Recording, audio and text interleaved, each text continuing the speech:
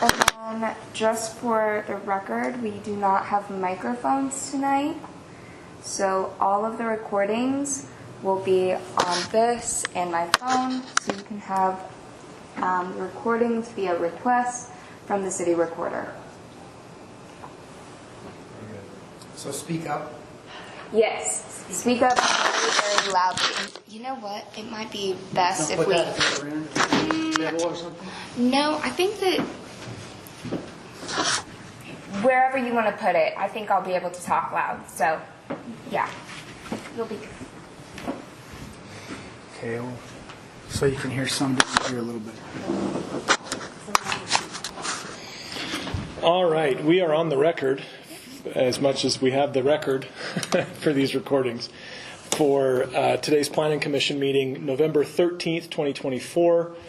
We have councilpersons Jenkins, Moss, Patterson, Kerr, and Larson present, which is a quorum, and some members in the audience. Also, Mr. Eggett and Ms. DeWeese is here. Ms. Romney is absent for good cause. And we've done the roll call. We're going to do a quick prayer or thought. Right. Let's see. It's Tyler.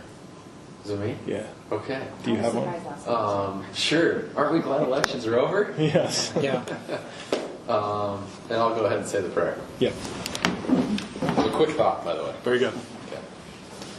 Our beloved Father in heaven, we're grateful for this opportunity we have tonight to come together as citizens and as commissioners on this Centerville City Planning Commission. We're thankful for the duties and responsibilities that we have as citizens of this wonderful city, and we pray that we can have a guidance and direction here as we have several folks from the city here to apply for various things that they're engaged in. And we pray for thy Spirit to be with us, and that we can have a professional dialogue, and that we can accomplish things that will be pleasing unto thee. And we love thee, Father. We say these things humbly in the name of thy Son, Jesus Christ. Amen. Amen. All right, and if you'll all rise for the Pledge of Allegiance. I pledge allegiance to the flag of the United States of America and to the republic for which it stands, one nation, under God, indivisible, with liberty and justice for all. All right, we have 5 items on our business agenda today. And then Community Development Director's report, some minutes. I'm going to interject for a point of personal privilege probably before the minutes. We'll talk about the December meeting, and then we'll proceed that way. Number 1 on the agenda, the public hearing on conditional use permit for Sweet Fork. Who is handling the staff report? Ms. DeWeese, please proceed. All right. So I am going to, I do mine a little bit differently, so I trust that you guys read the application. So I'm going to just hit key points of the items and agendas, and then I'm going to let the applicants come forward. So the applicant is Melissa Beltran. The application is a conditional use permit for a home occupation license for homemade foods. The property location is at 1127 North 300 East, Centerville, Utah. As the applicant is proposing the sale of homemade food product for the Home Consumption and Homemade Food Act, HB 181 applies. She wishes to conduct the business at a home which is located in an RL zone. Per CZC 1262-060, this states that anything not listed as a permitted home occupation use can get approved to be a home occupation through the conditional use permit in an agriculture or residential zone. So in short, a conditional use permit is required for a business license and can be issued for this operation. From planning staff review, this application is in line with CZC 1262-050, CZC 1262-070, CZC 1221-100, subsection E. Staff believes that if approved, this use will have little to no impact on the health, safety, and general welfare of the immediate vicinity or the city as a whole. So like I said, I am trusting that you guys reviewed what the application was. There are sample motions that you guys can look over, and at this point, I will pass it back over to Mason to see how he wants to proceed. Perfect. My one question for you is that the language for the suggested in the suggested approval in sub 4. I just want to throw this out here for staff to consider while we're walking through this. The business operator shall obey all other applicable local, state, and federal rules and regulations concerning conditional use permits and home occupations. The way I read that is that as part of our conditional use, they only have to obey the state, fed, and local rules and regs that concern conditional use permits and home occupations. I would say that I'm going to suggest that we consider to amend the word "and" to be "including." So, anyways, and I'll readdress that later. I just wanted to throw it out right now so that you too could be thinking about that while we move forward. All right. Any questions from the Planning Commission for staff? No more for staff. Okay. So I'll have the applicant come to the podium, please. State your name and your address, your role, and just add any additional information that you'd like to. Okay. My name is Melissa Beltran. I am the owner of Sweetwork, and I am just starting a little bakery business. So I was just hoping that I could sell out of my home, and I've already gone through the whole process with the federal side, the state side, so now just coming to Centerville here and hoping to get your guys' approval. Yep. Any questions for the applicant? So what about, do you have supply deliveries to the house? What was that? Supply deliveries? No, I don't. So you don't have large trucks or something like that? No, just small. I buy everything typically either through the local, supply stores or off of Amazon and things like that. I won't have any big trucks or anything coming through making deliveries. Yeah. Mm-hmm. So just individual purchases, right? Yes. I read through, and I was noticing that there was a notation in there that you had to put, not for resale and all of your labeling. I think you did a great job. Thank you. Yeah, you're welcome.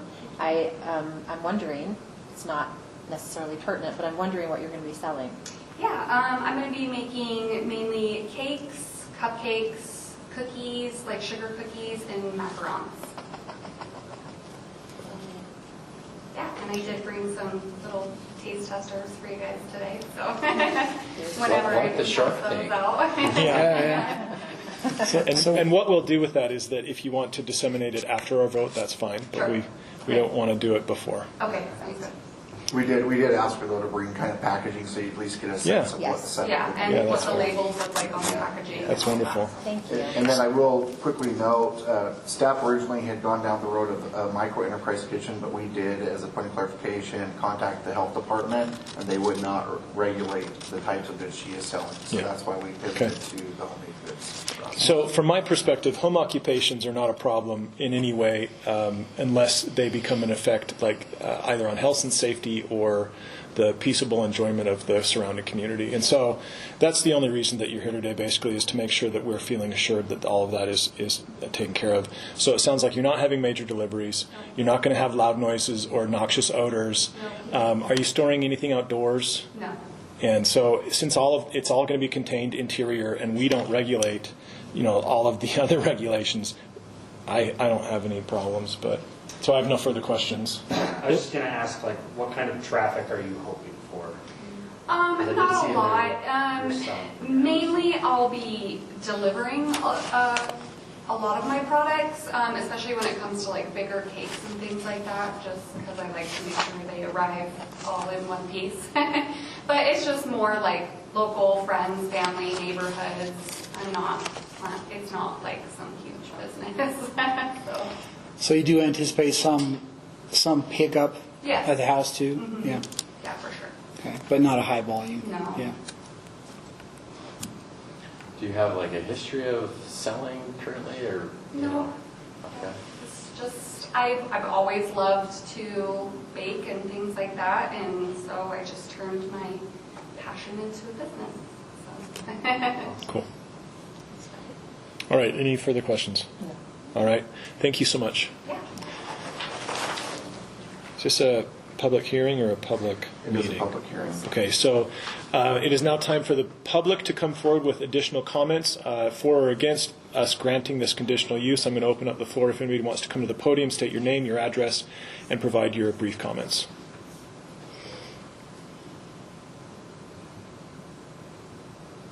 Nobody appearing. I'm going to close the public phase of the hearing and then bring it back to the Planning Commission. Do you guys want to proceed to a vote? Do you want to do a discussion? I have nothing to discuss. I don't know if you need to discuss. Okay.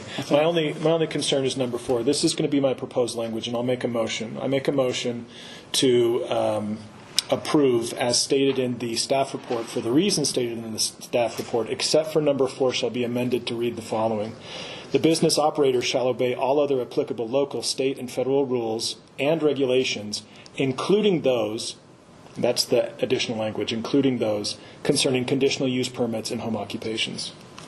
I second that. We have a first and a second. Any other further discussions? Point of clarification. Yes. Chair, is when you referenced the report that was provided by staff, did you reference the report provided by staff relative to home consumption and homemade food? Not the one that was in the packet. I just want to make sure that there's Yeah, no fair enough. confusion. For the record, there was an amended staff report that was issued, was it today? Earlier today. Yeah, earlier today. So my motion is based off of the amended staff report. Yep. All right, starting down here, Mr. Jenkins. Aye. Aye. Aye? Aye. All right, that's unanimous. Thank you very much. I know that it's a hassle to go through the bureaucracy, but No, I want to make sure it's all yeah. done right. Well, we commend you for that. Thank you. Thank you very much. Good luck. Yes, best of luck. All right, item 2 on the agenda is a Layton rezone from Matthew Layton. Mr. Weiss, Yes. fire away. Just a heads up, if you would like to leave, you're more than welcome to leave. Okay. We're good with the process. Should I bring these up here to you? Is that okay? Or That's fine. Yeah. That's fine. We'll disseminate them afterwards if that's okay. Thank you. Yeah. Yes. Really thoughtful, thanks. Yeah, thank you guys so much. We really appreciate it. We'll put it in order. Yeah, please, my information's on there, so. Perfect. All right, yes, so I am going to be going over the Layton rezone. The property owner and the applicant is Matthew Layton. The property location is 2090 North, 400 West. The parcel number is 072250417. The parcel size is 0.27 acres. The current zone is public facilities medium. The proposed zone is residential low. The recommendations are consider recommending the rezone approval to the City Council. The property is currently rezoned residential low, RL, and public facilities medium, PFM. The applicant is requesting to rezone it all to a residential low. I am going to hop to the code requirements review and analysis. In the proposed amendment, consistent with the goals, objectives, and policies of the general plan, is it? Yes. Goal 1 is to establish appropriate land use patterns and land use transitions. My comment to that is amending the zoning map to the proposed zoning would match the surrounding residential zoning. Goal 2 is to preserve the existing area of semi-rural residential for current property owners. My comment to that is rezoning this property would help to preserve and enhance the community's identity by matching appropriate density levels, ensuring that future development is compatible with the neighborhood's current form and function. Goal 3 is to preserve viability of area for potential and future development. My comment to that is that this property has split zoning, therefore it allows for the development on the portion of the property and not on the other. The rezone of the whole property to residential low would rectify the struggle over the past years that the property owner has for developing his land. Number 2, is this proposed zoning amendment harmonious with the overall characteristic of existing development in the vicinity of the subject property? Yes, it is. Number 3, what is the extent to which the proposed amendment might adversely affect the adjacent property owners? I said minimal to none at all. Number 4, what is the adequacy of facilities and services intended to serve the subject property? I said all utilities would stay the same based on the rezone. So the property is a residential parcel adjacent to the Reading Elementary School. A portion of the land was allocated to 7 residential properties west of the school property. Each property owner received a piece of this parcel with the implicit responsibility to cooperate this land into their property lines through boundary line adjustments. Furthermore, it was advised that these adjustments be accommodated by the rezoning actions to ensure consistent land use and zoning classifications. Since this transfer, the applicant, along with 4 other property owners, has successfully merged the additional land into their respective property boundaries with Davis County. The applicant now seeks to rezone that portion of their property currently classified as public facility medium to residential low. Based on this information, staff believes that the proposed project is consistent with the goals and objectives of the general plan. This site plan request complies with the city's standards and zoning codes. So that is my analysis of the application. I will pass it back over to Mason. Mm-hmm. Is this the second time we've seen this? Not for this reason. Not this reason. Yes. First time was the fence wall. That's right. Discussion. Okay, I remember that now. Thank you. Just making sure I'm connecting. I don't have any questions for staff. Anybody? No. Is there any way we can just do all the properties? Or is this just for this No. one? Okay. There's not. And then the reason for that, there's some history on that. I actually learned about this history just earlier this week with the city manager. There was a discussion 4 or 5 years ago about this very row of properties, and there's quite a debate with the city council about that, is what I had explained to me. And my predecessor, Corey Snyder, at the time explained that the city can't subordinate the will of the property owner relative to a rezone request. So just because the city may see it's in the best interest of the property owner may not see it's in the best interest of the property owner. And for that reason, to be consistent with due process and application and everything else for everybody else, the discussion was to not enter into that behavior. So they all individually have to come themselves? At least the time now, our city attorney on the flip side, I had a conversation that I had with her a couple weeks ago, was maybe that could be something to be explored, but that would have to be at the direction of the council, and again, with the reflective will of the property owners, were we to consider doing that. But what we potentially open up for is, would we willingly do something similar in a similar situation in the future if it were to come up? So there's kind of that whole Sort of sets a argument. precedent. It does. Yeah. So there are some, even though it seems like a good and right thing to do, given the circumstances, there are some things to think about. Interesting. That's a good question. Yeah. I don't have any questions for staff, but I know the Layton family, so I just want to put that on the record, have that transparency disclosure. I don't think that would affect my judgment, though, in this instance.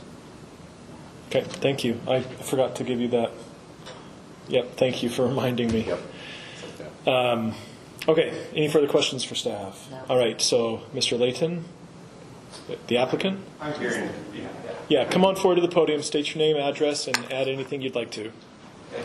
It's Nathan Jones. I'm with Green Shield Landscaping, the one that will be working hopefully here on the wall shortly. So I'm just here on Matt's behalf to answer any questions about the rezone, but it's just to get that in line so we can get our permits going. Yep. Do you have anything else, any concerns with the staff report? Nope. Okay. All right, thank you. This is a public hearing, so I'll open it up to the public now. If anybody would like to add, oh yeah. No, I didn't. Anybody have questions for the applicant? I'm just moving things right along. Yeah, it has been. We're moving to the public hearing. If anybody has any comments, please come to the podium.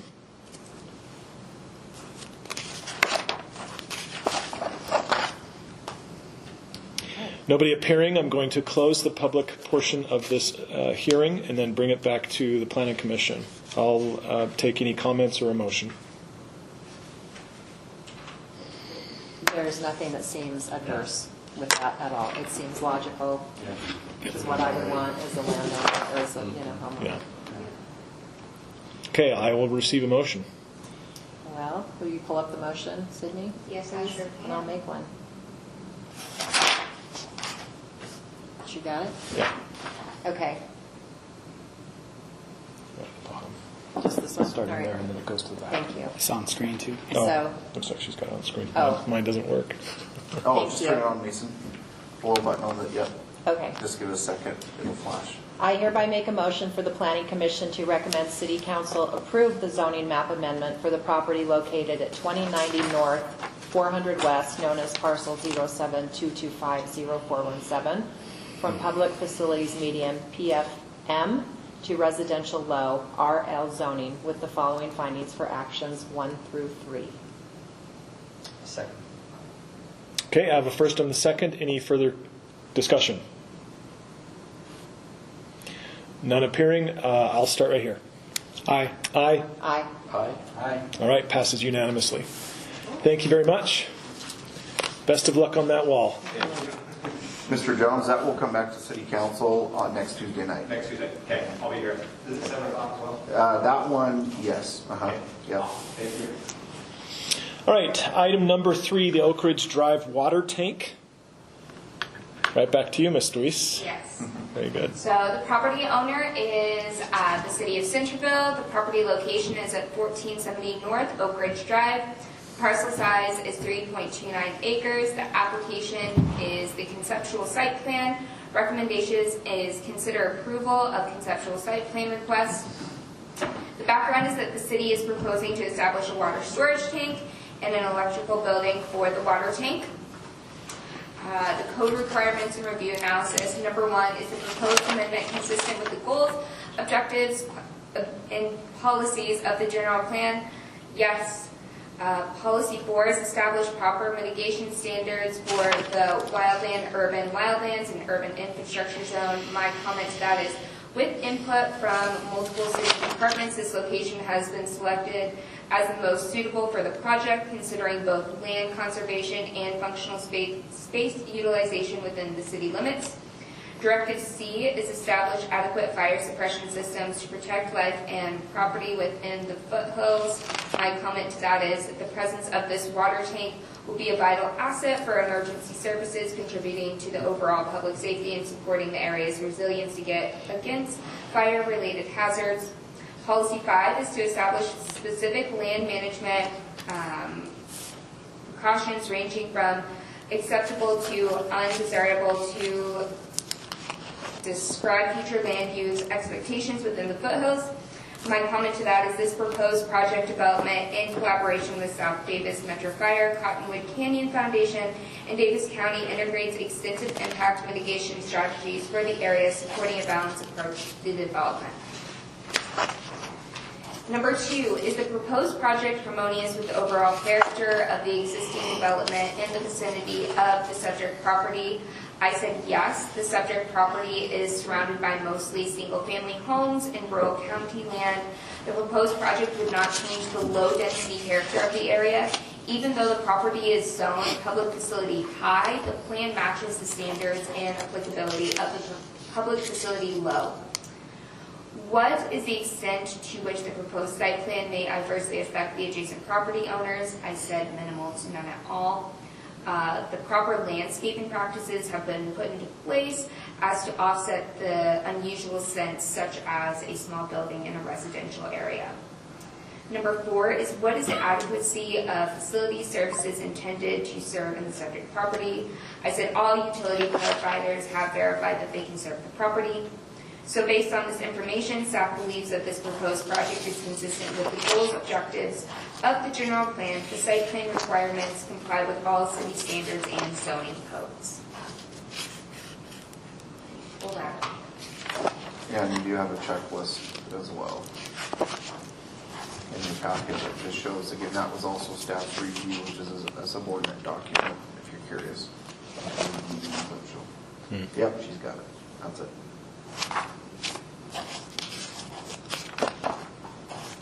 Let's see what elements were looked at as part of that site plan.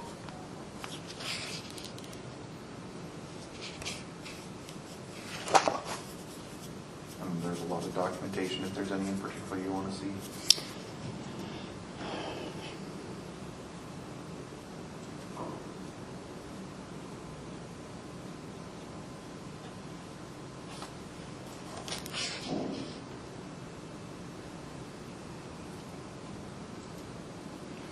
You get back to the site plan with So the, actually comes up right yeah, there. right there.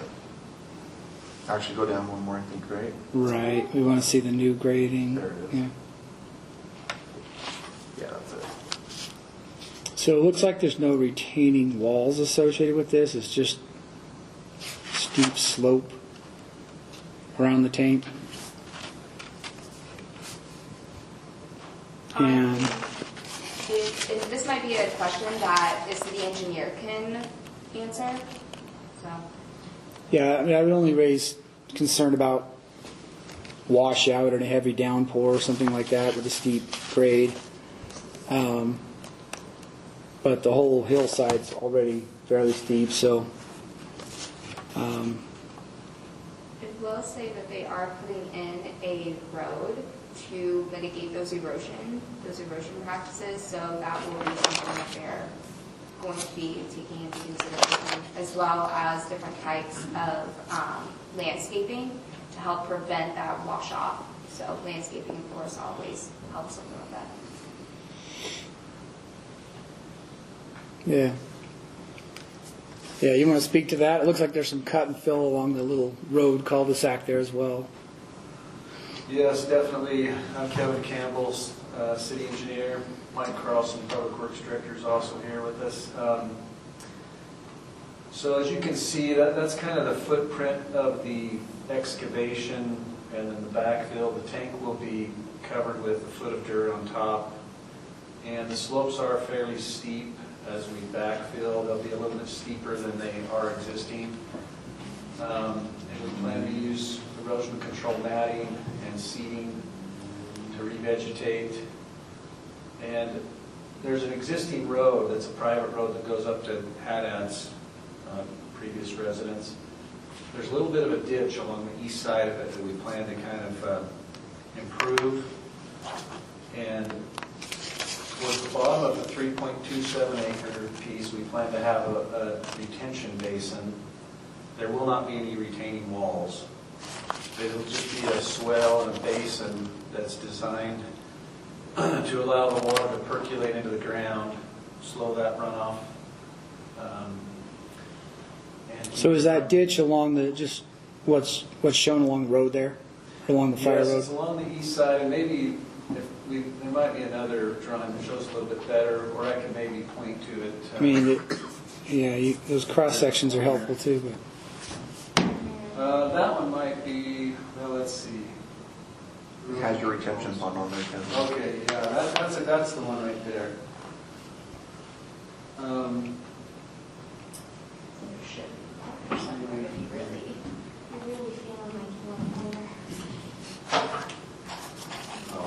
Yeah, that's Yeah, so this is the ditch that's going to be improved.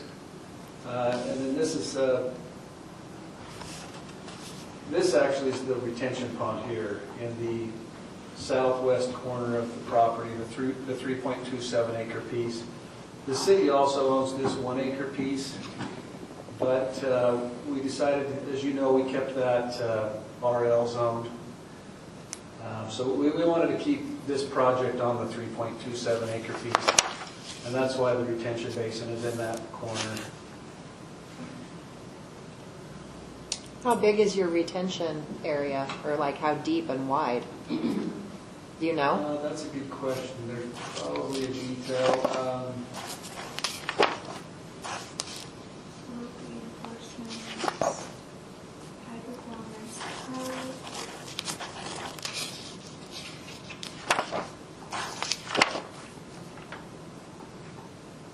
And also, while she's looking, you were talking about improving the existing ditch, right, that's there. Do you know how big that's going to be? Ish? Yes, the ditch will be approximately 3 feet wide and maybe 3 feet deep, approximately. The basin, if we can't find that, we can't find that area, it's probably maybe about 15 feet wide, maybe 15 by 15, and 3 feet deep. Oh, okay. Just enough to slow it down, let it seep into the ground. If we do get some overflow, in the case of a large event, it will go to Oakridge Drive, and it'll discharge into a city system. Looks like that's the detail she has. Is that the right detail? Yeah, that's a standard detail that we like to use, but yeah, it won't be any farther than that. Oh, it's okay to not have exact dimensions. You gave me enough information. Thank you. So would you go back to the kind of the site cross section where the tank is? I mean, even there, that sheet, go down one. It's showing that's a 1.5 to 1 slope coming off that tank. This is very steep. I mean, are you confident that the mirror grid, geogrid, is going to retain all that in a storm event runoff? This application, we kind of copied a project that was completed up in Uinta, the city of Uinta, in South Weaver Canyon. I guess that's in Ogden Canyon.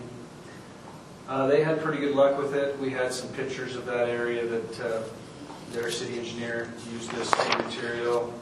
The materials are very sandy, so it is something that we'll have to monitor and take a look at and make sure that the seed takes. I do think the blankets will be sturdy enough. I think it'll be a matter of making sure that that seed takes and gets vegetated. I do think the blankets are rated properly, but the seeding is always something you have to watch, and sometimes it can take a season or two to come in. Hopefully we don't have to reseed, but that is a possibility that it may need to be reseeded if it doesn't take. And when you seed, I assume there'll be some plan for watering until it takes, etc. Yeah, the best time to seed is usually in the fall, as they say. So we do have some other measures in place that are apart from what this contractor is going to accomplish. And we have Joanne here that can talk to that a little bit more, but is going to be other vegetation that will be planted other than the seeds. And that's, maybe you can talk to that a little bit, but there's going to be a lot of plants, like native plants, but I'll let you talk to that. Appreciate it. Sure. My name is Joanna Wilton. I'm the Executive Director of the Cottonwood Canyons Foundation. We work mostly in Big and Little Cottonwood Canyon and Mill Creek Canyon, but we do projects outside of the Cottonwood Canyons at the request of other municipalities. We work with Salt Lake City Public Utilities, and we just finished a project at the Farmington Canyon. So we would not be involved with the vegetated matting and the original seeding. To answer that question, all of the seeding that municipalities use here is not directly watered. So it is usually placed in the fall. They use the natural irrigation of the winter, the snowpack, to help that seed germinate. Sometimes it does, sometimes it doesn't. Most likely with the seed mixes that they're using, which is a common seed mix that's used by municipalities and UDOT across the state, the germination is pretty high quality and a high percentage of germination. What we proposed to them was to look at the invasive species that would be on the property to try to mitigate the invasive species growing after this, and then also to help with native seed planting or native seedling planting in year 2 and 3 after the project.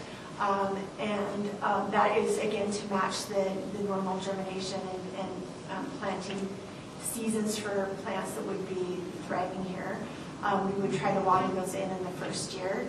We were talking about putting in 1,000 plants, and mostly along that the part of the parcel that's between the reservoir and the private road. And all of that would help with erosion control. Yeah, thank you. Yeah. Thank you for that. I read that you would put these little seedlings 1 inch to 3 inches, high, about every 2 feet, and that's awesome. But you manage that for a couple of years to make sure that they take or replant. We will probably water in the first year. It's usually 1 year that it requires them to be watered in. We water in every week for the first year. You may just bring in a truck and water it or something? By hand. Yeah, we have a backpack sprayer. Wow, okay. So you do that for 1 year, and then after that, if half the plants die, half the plants die. It is what it is. Okay. Yeah. There will be, the seed mix that's being used is, like I said, a pretty common seed mix. So there will be those perennials growing, and then all of those seeds are self-seeding. So you see some of the native flowers that will, once they grow, they'll be seeding themselves again. Awesome. Great. Right, any further questions for staff or for the applicant? We kind of combined those.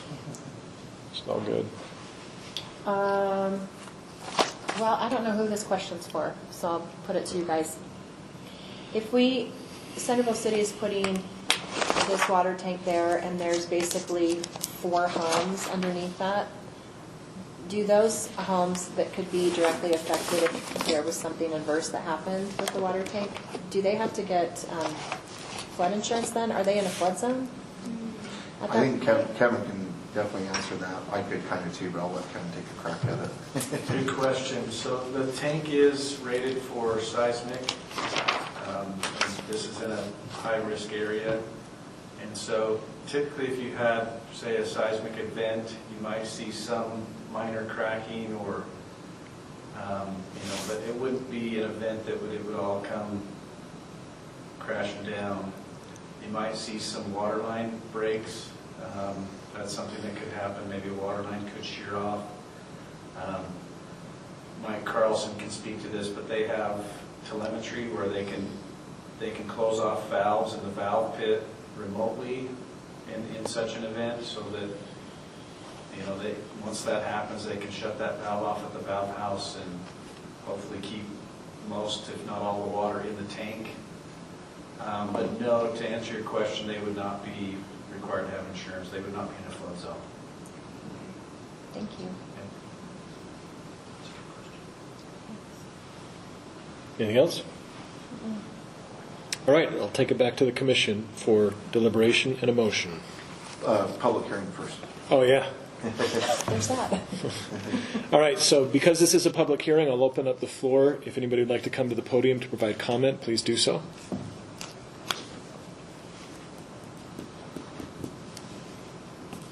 Nobody appearing, I'll close the public portion of the meeting. I appreciate the reminder. If there's further deliberation from the Planning Commission. All right, I'll accept the motion. I'll make a motion, if you can pull that up.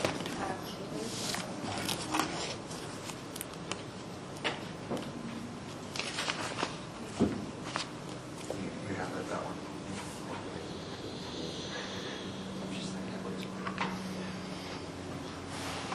Okay, no modifications were proposed, right? So, okay, I hereby make a motion for the Planning Commission to recommend City Council approve the conceptual site plan for the property located at I apologize. That this is not a recommendation to City Council. It's just a Planning Commission approval of Yeah, conceptual site that's plan. right. I apologize for not noting that earlier, fixing that. So if you'd amend that motion to say that. Okay, I hereby make a motion for the Planning Commission to approve the conceptual site plan for the property located at 1470 North Oakridge Drive, known as parcel 0200700003, with the following findings for action 1 through 3. Was that worded correctly? Okay. I'll second. All right, we have a first and a second. Any further discussion? Hearing none, we'll start down here. Aye. Aye. Aye. Aye. All right, that passes unanimously. And just a point of note, the next step on this will be there will be a final site plan requirement and a public hearing for that. So we'll work with their team and then bring that forward. I think as anxious as they are to see it moving forward, you will likely see it come back in December. Very good. All right, moving on to agenda item number 4, Community Development Director Mr. Eggett, are you handling this one? I am. All right, this is on the proposed zoning code text amendment for the much discussed, much anticipated, much needed zoning code text amendments. So hopefully you can share those. I think that will help where we were trying to get an output. For the record, we're being passed a visual Yes. of stepped and sloped fencing. Yes, that's correct. Okay. Yeah. So, yes, we're bringing this back. We discussed this prior. I'm good. We can hand it to This is now an update. We do have a formal staff report, whereas in the past it's been a discussion item. So I'll go over the staff report specifically. It does affect actually multiple sections of code, including a municipal code standard as part of what we're recommending for Planning Commission consideration tonight. You can see specifically those statements in the first paragraph and even in the top paragraph where those are located. So the purposes of the amendment that we're presenting tonight are first to amend code standards to better define fences and clarifying that retention walls are not considered to be fences as it relates to CZC 12.55.110.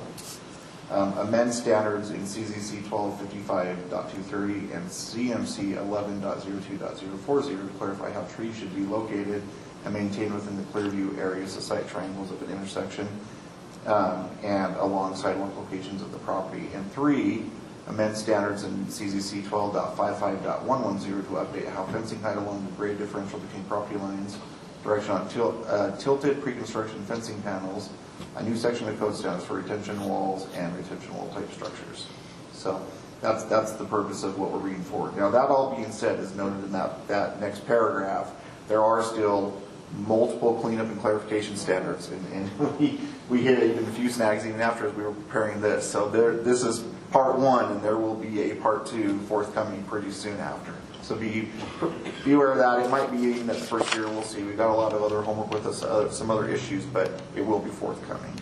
That being said, the 4 factors that we're required to look at any zoning code or zoning map amendment are outlined in CZC 12.21.040E. The only specific factor that applies typically for a zoning code amendment is that it be consistent with the goals and purpose and policies of the general plan.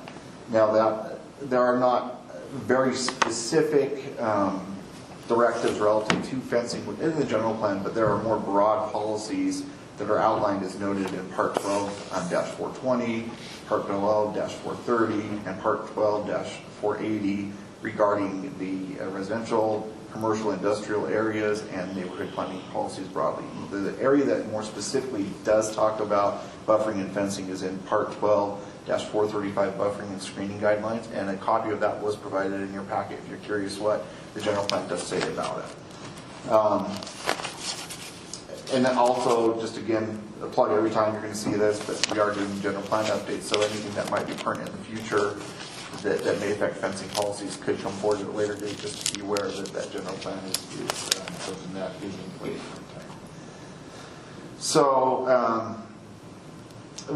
we have provided in the packet an explanation of what the coding standards are. You'll see that as the next document. I'll cover that in a second to clarify this, but we do feel like what has been presented would address a lot of concerns we have relative to staff clarity and directionality, the flexibility, the functionality of the codes and how we apply them. And even, someone in our position in the future could understand and more readily apply these code standards than what we currently have in place, which are pretty confusing at times.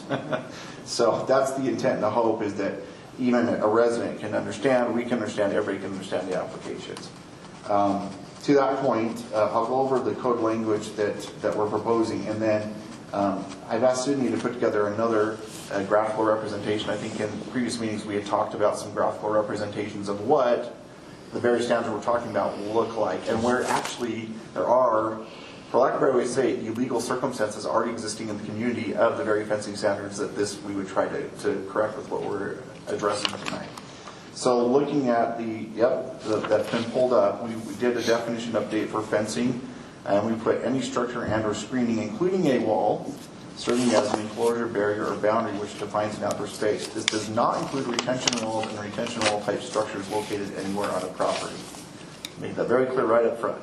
So that, I think that was the directive from the Planning Commission to address. We tried to address that based on our last discussion.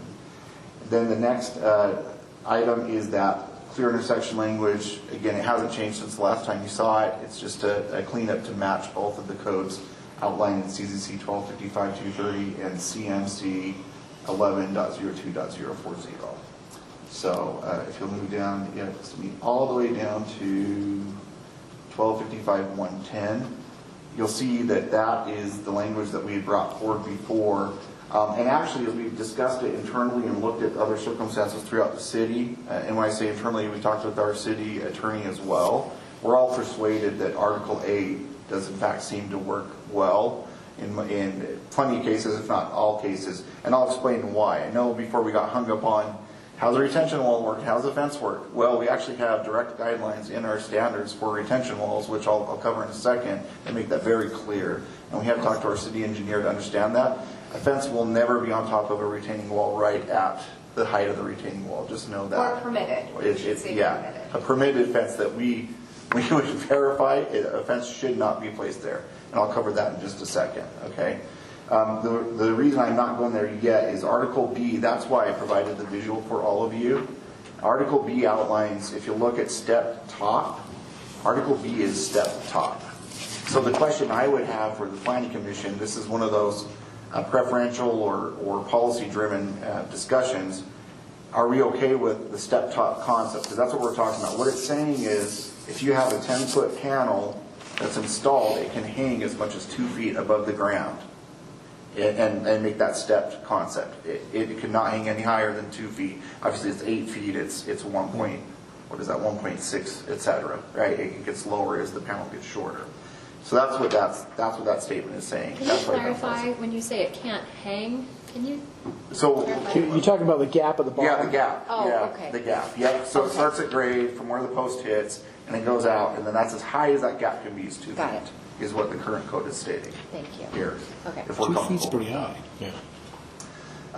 Then as you look at the last page under the graphical depiction, which that graphical depiction will be updated at a future date and brought back. That's one of the things we have definitely started looking at, but we'll bring that back at a future revision, just know that. But then we added C, which I think C is kind of the,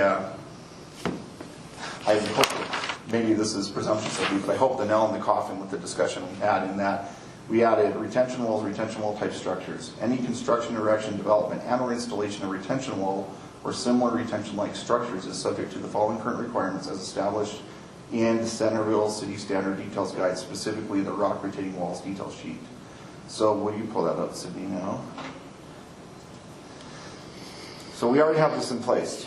And the reason that we didn't go and include this in the code is because this is an organic document that could be changed as practices and technology changes. And we talked to our engineer about this in detail, and he felt like referencing this sheet would be better than including it in the code and have it be rigid because of the nature of the sheet potentially changing in the future. But what I do want to highlight is if you look at, it's under notes, it's Article 11. A minimum setback of 4 feet from building and structure shall be maintained above or below all rock walls. Structures include fences and other walls. So, per guidance of our engineer, a fence would have to be placed 4 feet back from the edge of any retaining wall or structure or rock wall, et cetera, by code, by standard. So that, I think, clarifies the concerns that were discussed last time about somebody inadvertently not understanding what's on the other side. That would not be prescriptively allowed with any kind of even retention wall standard. Per that guideline or that standard, I shouldn't say guideline, that expected standard that is established per our engineering directives. So hopefully that covers that. I think at this point, unless there's any questions up to this point, turn over to Sydney to drive the PowerPoint that she's prepared. But I don't know, are there any questions or comments up to this point before I turn it over to her for further discussion? Yeah, what about just cast cement retaining walls? Cast cement retaining walls, Yeah. They still are only subject to the standard of it's 6 feet. There's a standard in there. This says 8 feet on the Sorry, ground. 8 feet, yeah. The maximum height at, where was that at? What number? I'm not reading this document to deal with cast cement, just rock. Yeah, and it is titled rock walls. Yeah, all the details are rock walls.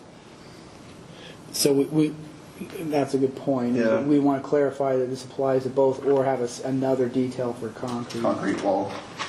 But the heights would be the same as your point. 8 Right. feet max, and then stepped another 8 Yeah. feet. 4 foot setback Yeah, for a and fence. it's actually Yeah. 6 feet tall is what the engineer had told me, but yeah, I do see that now.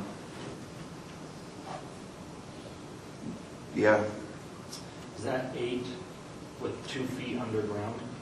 yeah, there's a large anchor point.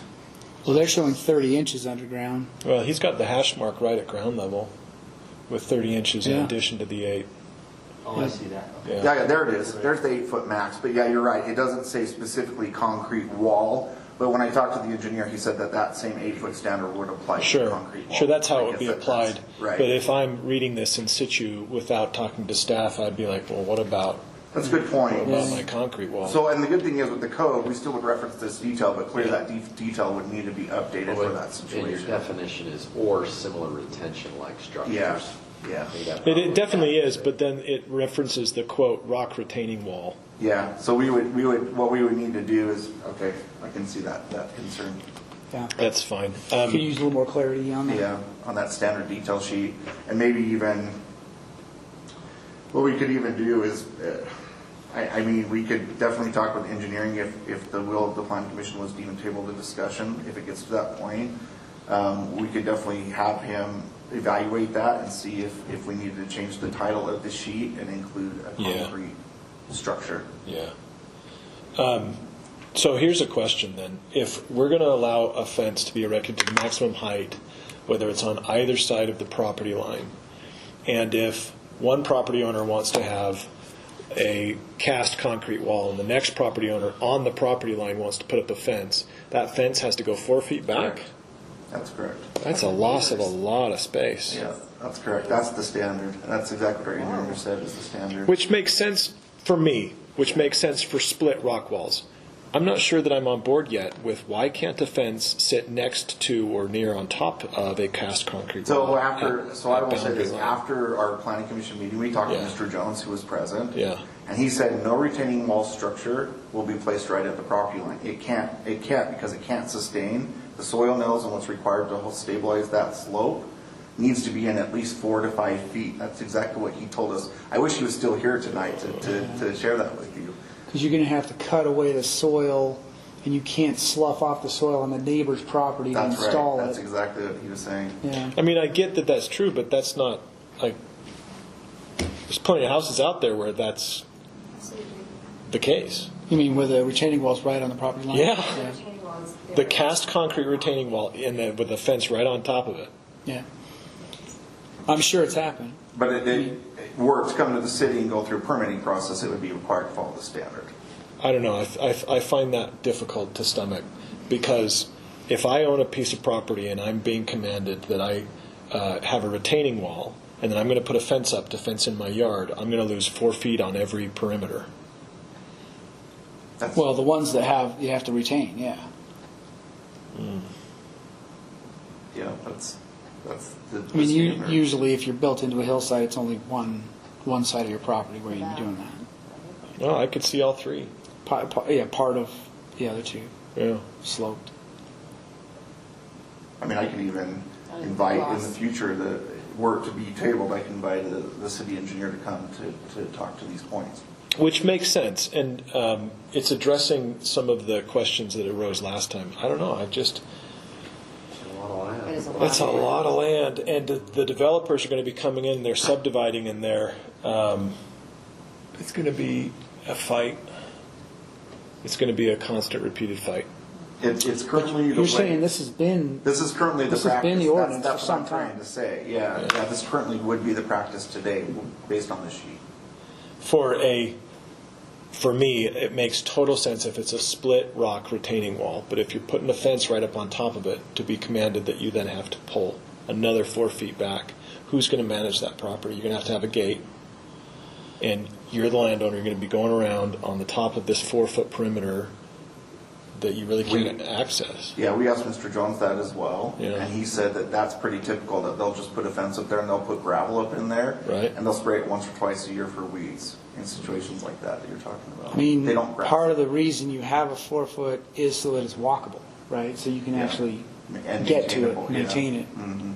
And also, again, again, I'm not a specialist in this, so I'm just giving you the hearsay from what he explained Sure. to me. But he said that it holds up the soil, because as you get higher, you have to actually pull away from the property line more in order to mass and hold that slope back properly with the pressure that's on that slope. And then he said further, I can't remember what he said, I think he said something to the effect of, as you get a taller wall, you have to start to dig the anchor deeper.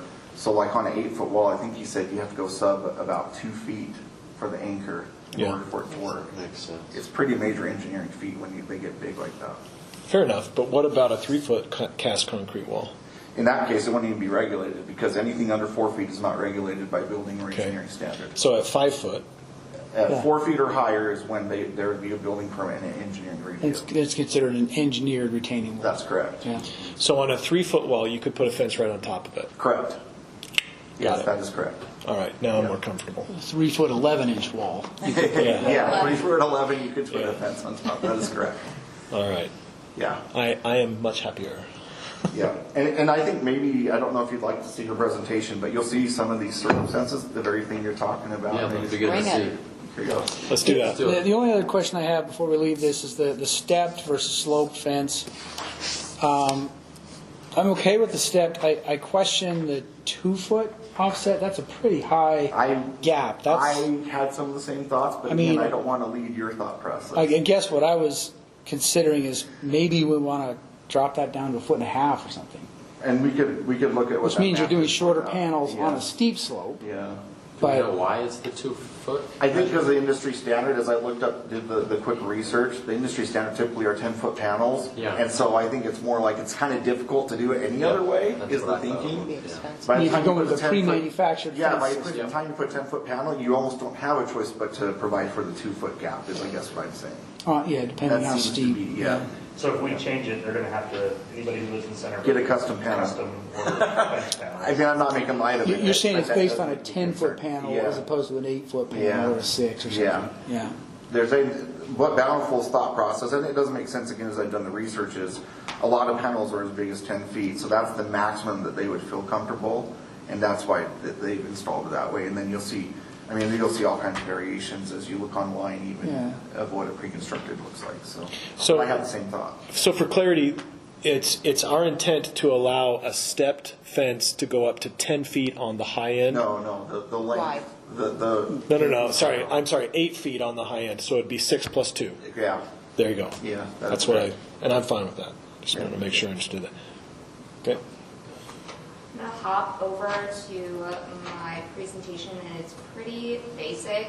Basically, all that I wanted to do was look at the current code and then the proposed code that we were looking at. I just wanted to give some definitions for you guys to really think about. The definitions that I got were from the APA website, which is the American Planning Association, which is what Mike has referenced as well. So first one that I want to look over is fences with little to no elevation difference. The alternative code that Mike that staff has been proposing were that yards not abutting city streets be the 6 feet max, yards abutting city streets be 4 foot max for open fences, and then yards abutting streets for 2 feet max for obscuring fences. And something that we do not have in our code is looking at what constitutes as an open fence and what constitutes as a obscuring fence. So I think that clarifying that, and we have that definition, but we do not have the use for the definition in the fencing code, if that makes sense. So this is something to think about for a future conversation, but a glaring hole that we're trying to I mean, it says here obscuring, so open fence, it's saying 75% open, clear vision from one side to the other.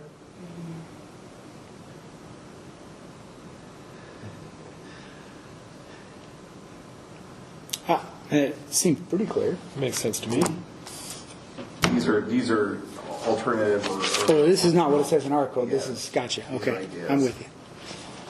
But the premise of it is, right now in our city code that other cities are doing that we do not, is that we do not take into consideration that, okay, yards that are obscuring, we don't take that into consideration, meaning the height of it. So if it is a closed or a, what do they call it, a obscuring fence or a open fence, it is the same height no matter what, unless it is in the site triangle. So that's just something, and I'll kind of hop into that on the next slides. One of the reasons why that's so important is that in front yards, we have a height standard that we want to follow, and a lot of places are not following it. I did a little Google run around with a lot, and I'm seeing that this one right here, it's technically in the front yard, and it's not compliant based on our code. Mm-hmm. Another one, little to no elevation difference, and it's still not compliant because it is technically in a front yard. But with our current code, it doesn't matter if it's obscuring, like you see in this chain link fence, or if it's non-obscuring. So it's like, if it's non-obscuring, then does it matter if it's 48 inches tall, if you can see straight through it? Because that's the main reason why we have that height difference, is so then we can see, so then cars coming by can see. Little to no elevation difference, once again, just a non-compliance that I saw in Centerville. It was a chain link fence, but it was also in the front yard. On a positive note, there is a compliance. I saw this, and I saw that if you can look on the lower picture, the fence is higher in the side yard, which is where it is supposed to be higher, and it gets lower in the front yard. So I wanted to point that out, that is how our code reads, and that is what it is supposed to look like based on our current code. Same with this. Currently, right now, you can kind of see in the upper picture, they have a higher fence, and then you see that slight dip down, and then it meets the standards to the front yard fence requirements, which is 48 inches in height. So that was something that was compliant. Something that is a little bit more controversial that we're kind of all fiddling with is fences with an elevation difference on the property itself. So if the property is sloping, how do we look at that? And I kind of just went around. The alternative code options, like we said, is the max height will be applied, and the fence shall follow the slope of the land, creating a sloping effect, or the max height will be the tallest permitted height in the average ground of elevation. So those were our two options that we were kind of debating back and forth on.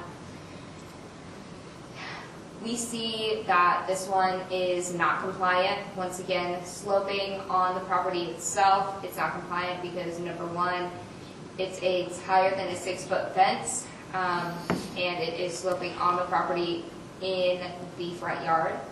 So that was something that I noted. This as well is a corner property. It is in outside of the 30-foot setback, so that is positive.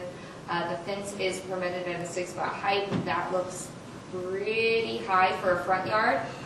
In the side yard, it would have been permitted, but it does not meet those requirements. Corner lots and difference of grade that are compliant. So technically, based on our code, the top picture is compliant, right? And then we see a retention wall with a fence directly on top of it. That would not be compliant based on our current code. And then we also see in the right-hand side that this wall is really close to that neighbor's property to the point that it is encroaching on, I'm going to assume, the neighbor's shed. So that was just something that I noticed. Something that is compliant, which I thought was really properly done, was this is a corner lot. So if you see the very top picture, right where my mouse is, that is a intersection right here, and it is slightly going down as we get closer to the bottom of the page. What we see in the back is a tall wall structure, or I guess not wall structure, but a tall fence. And then you see that on the side there is a step down that is slowly going down. And then you also see that where the parking garage is, they cut it down so then it is underneath the 48 inches. When we're looking at garages and parking driveways, it needs to be lower around the driveway so then people can see who is entering and exiting. So then, pedestrian fatalities as well as driving fatalities do not occur. So kind of fast forwarding now to fences and elevation difference between the property owners. So elevation differences, obviously one is lower, one is higher. How are we going to work that into the code? Alternative is the max height will be the tallest permitted height of the two properties. The max height will be the average ground elevation between the two properties. So those were the two options that we were kind of debating back and forth. And I saw this picture, and the reason why I picked this picture is because these are actually 6 different properties. And each of them have 6 different types of structures for either retaining or fencing-like structures. And I thought that was just a very telling image of either one, people trying to follow the code as it has changed over the years, or 2, taking their creative liberties. So the difference in grade, that it is not compliant, kind of what we chatted about before. You see in the lower picture, once again, a retaining wall directly underneath of a fence. So we technically would not permit that. You do see, though, that... For the portion under 4 feet, we would. It's just the portion above 4 feet we wouldn't, right? You know what? You bring up a really good point. Because that That's, sloping structure... but that's kind of ironically, what you're talking about is the very nature of the problem with what Mr. Jensen was trying to accomplish with his site. So I still think that there's potentially non-compliance here that has to be evaluated. That is a very good point, though. So at the 4-foot mark, then we're going to say that you can create a fence, but before the 4-foot mark, we wouldn't be able to create a fence. Well, and you have to take the average and then, the average of the difference of the 2 slopes and then add to it the height. That's where you get the weird 4-foot fence on top of a high retention wall. Yeah. So I still think contentiously this could be not compliant. That is a really good point, though. So what's the general like on that retaining wall there? You can't build a fence on there unless it's if it's over 4 feet, you can't build it. Is that what you're saying? Well, the way it's written right now, we make a distinction between a lower than 4-foot retaining wall and a 4-foot and higher retaining wall, right? So if they were to follow our current code right now, they would have maybe not even, because they would have to meet the setbacks, and then if they want to have the fence on there, they would have to be under 48 inches because it's in the front yard still, and they could have it maybe for 2 feet, so they would have a 2-foot fence. Yeah, I mean, in this case, typically you're not going to want to on a line switch fence types halfway anyway. You're going to want to do one type.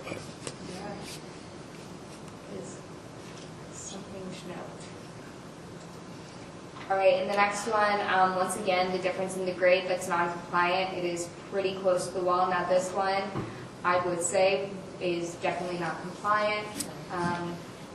Once again, just because of the height in the front yard as well as building right on top of the retaining wall.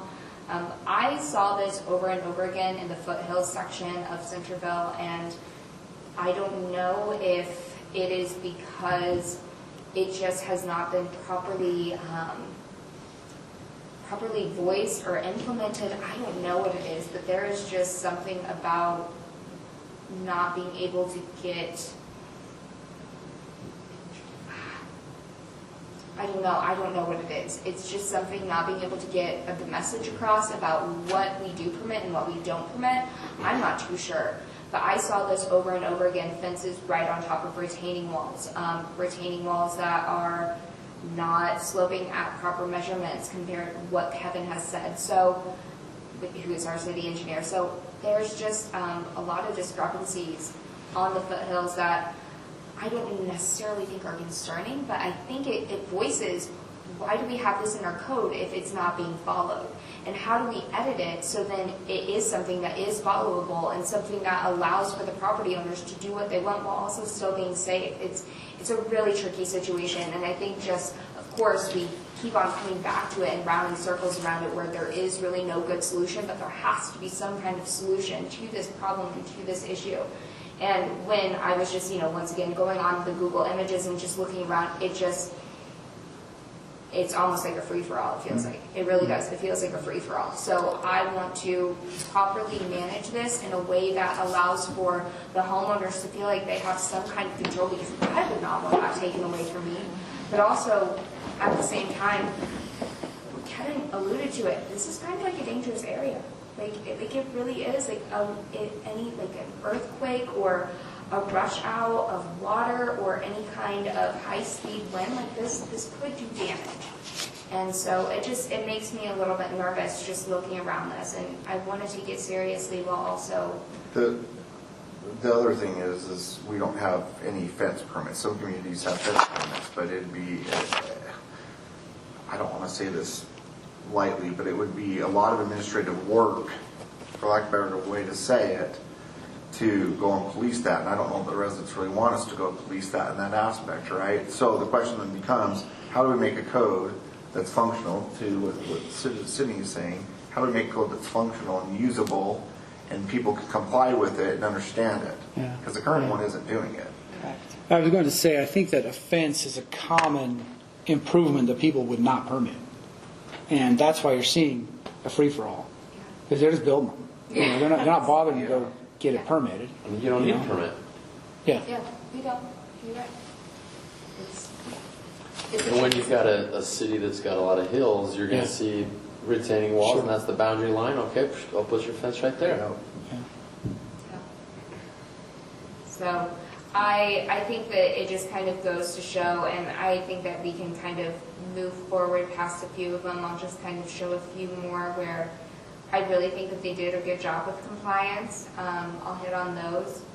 That dip down was really good right between the two. It is actually a difference in grade, but they applied it really well. These retention walls, in general, like just looking at retention walls, this was a picture in Centerville just a couple of, I'm going to assume a couple years ago. All of this are retaining walls and rock walls, and are they being applied properly? Based on this picture, yes, but then I look at the very back and I'm like, wow, that is really, really close to the actual building and the structure itself. So I hit on, the retaining wall that we looked over already, retention walls that are not compliant within the city that I just noticed. This right here, once again, the retaining wall with the fencing structure on it. It's on a corner lot. It does have the 30-foot visibility triangle, so that is great, but that image does raise a question. I mean, what you're looking at there may not be considered a retaining wall as much as just sloped landscaping, right? I mean, they don't look like at what point is it steep enough that we call it a wall, right? I don't know how well that's defined. And again, how far in the weeds do you want to go on that level of regulation? Right.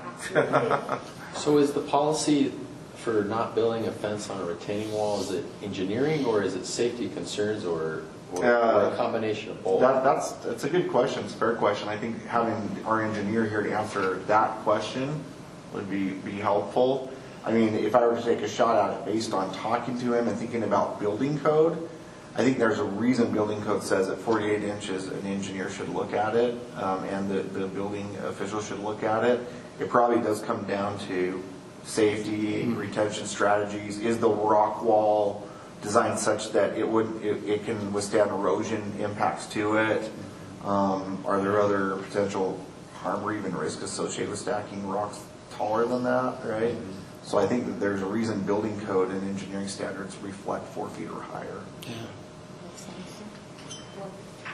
And then just hopping through a little bit more, we see a retaining wall with a fence on top of it, and then a fence lower below it. that was interesting to me. Once again, it's just because the rock wall or the retaining wall has a fence on top of it. Otherwise, it would have been in compliance. And then this one is a very, very, very steep slope that we see that is just way too close to the structure. They do have the step outs, which I was really pleasantly surprised to see that they did the 4 feet and then the step up and then the 4 feet, which I can see from the picture, but very, very close to the property itself. And then this one right here, it looks compliant from the road, right? And then we look at the aerial view and we see all of that erosion going down to the bottom property. That's pretty intense. That was just something that I wanted to point out. So, and then of course the compliant ones that I really appreciate. Side yard, we have it being 4 foot setback from the actual retention wall itself. And then we have the fence that is of proper height. I think that looks terrible. I mean, visually, that looks like garbage. It's Well, in terrible. that case, But you could put some plants Yeah, in there. if you had plants there, it would be lovely, but just looking at the way it currently is, it's like, yeah, in that case, the wall may be low enough that you wouldn't have to have a I agree. setback. Yeah. That's just, Maybe. for instance. say that again. If Well, what? that wall's probably low enough you don't actually have to step the fence back. Yeah, as long as it's I below had 48 the same inches. thought. Sorry. So, and then there's this one that I took at different times of the season where it just kind of shows what it did look like, but that one also looks like it's meets our city code. So we have that proper step out and then the step up again. And then we see the side yard, what that looks like. So whether or not it's visually appealing, any of these, because there's a lot of them that are non-compliant that are visually appealing, right? Yeah. Right. This is what our code is saying. We've even seen 4 foot high, even 6 foot high fences right on corners, which are literal visual obstructions Yes, for that that's corner bad. that are dangerous. Yeah. Sure. It's Very absolutely. But dangerous. again, no one regulates it, and Yeah. we, and we're kind of complaint-based even with code enforcement, so community development staff is only going to respond if someone calls and says, hey, this is a major issue. And then how does that play out, especially if we can't even interpret our own codes as a community development department, right? I mean, in that case, I'm being a little facetious, but in that case, we would say, hey, your fence is too tall, you need to bring it down to standard. But that's going to be an uncomfortable conversation because they're going to say, oh, I didn't have a permitting process, so how would I have known any different, right? So anyway, kind of tricky. This is definitely a mind-filled conversation. I know it is kind of tricky to talk about, and we appreciate any guidance or thoughts you have as well as the planning commission to make sure it's right. So. Yeah, it was a lot of work We're to not put that engineers. PowerPoint together. Yeah, well done, Sydney. Very Thanks. good job, yeah, that's helpful. Thank It's you. very helpful. Yeah. So yeah, there you go. Defer to you. Character, how would you like to proceed? I don't know. I don't know how we want to proceed. I know. So then, in summation, I mean, the changes would be back to just that red line Yeah. document, Yes. right? Mhm. Yeah, the red line. That's what you're proposing? Yeah, correct. And the thing is too, I'll plug it this way as well. Again, we are bringing this back. So what I'm not trying to say, let's just push it through if it's wrong, but what I am saying is if we find out there's something that we don't feel was quite on, and we realize that after the fact, we're to even go to council approve it, we will be bringing it back, and we can revisit something if it was missed. So we could say, as currently stated, with the acknowledgement that there will be additional changes in the near future? Or I mean- how would you? I mean, I think you make a sound motion knowing that we are going to be revisiting fences and walls. Just knowing that, but not acknowledging it? You could editorially, like was done with the different item at the last planning commission meeting, add an editorial comment. Lisa does Yeah, that. and the chairman knows what I'm referencing, but you could add an editorial comment to that point. I think that would be at least staff's recommendation to that question. So all you're doing is changing the definition to clear it up. That's the first change. That's the first thing. Then the second thing, did you talk about the tree canopy pruned to 13 feet above the Yeah. ground? We skipped that. So what that is so you weren't here last time, Commissioner Moss, but that was discussed last time we reviewed this, the time before it. Without one, I talked to the street supervisor. There was an incongruity in codes between the municipal code and the zoning code. And so it was an opportunity to line up that incongruity as well as to get a little more clarification on tree canopies within those right triangle areas. So those are directives from our street supervisor to make that more clear. And that was discussed amongst the commission. Thumbs up there. Yep. I mean, 13 feet's pretty high. I don't have a problem with it. It's okay. That's for the garbage trucks? Like, why are we going 13? That was requested by the street supervisor. Probably garbage trucks. I'm guessing. And I suspect other larger vehicles. Snow plows, yeah. Yeah. That makes sense. I'm fine with that. My garbage truck hits my tree all the time. Oh, Or used to until I pruned it to 13 feet above their grade. well done. Was it 13 or? It was what I could reach. Maybe it's okay. right. That's the thing. If you don't prune it, it's going to get hit. Yeah, So- it definitely, yes. Yeah. Yeah, and then the last edits were the relative to specifically 1255 110 regarding, again, the difference in elevations, that panel, a step down concept, and then further defining the retention wall type structures. Yeah. So I feel like these changes fix the problem, at least where a retaining wall is not going to be included in the calculation on the height of the fence. Right? Yes. Under this revision, can you put, I'm still confused, a fence on top of a retaining wall that's over 4 feet tall?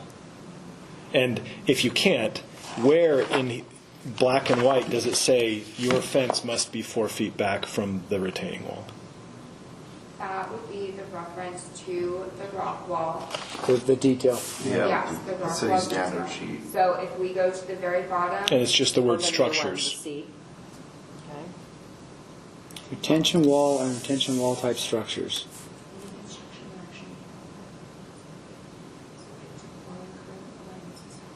Right? Okay, so then we have to go to that sheet again. Yes, and then we would go to the structures, and then we would say a minimum setback 4 feet from building and structures shall be maintained above or below the rock walls.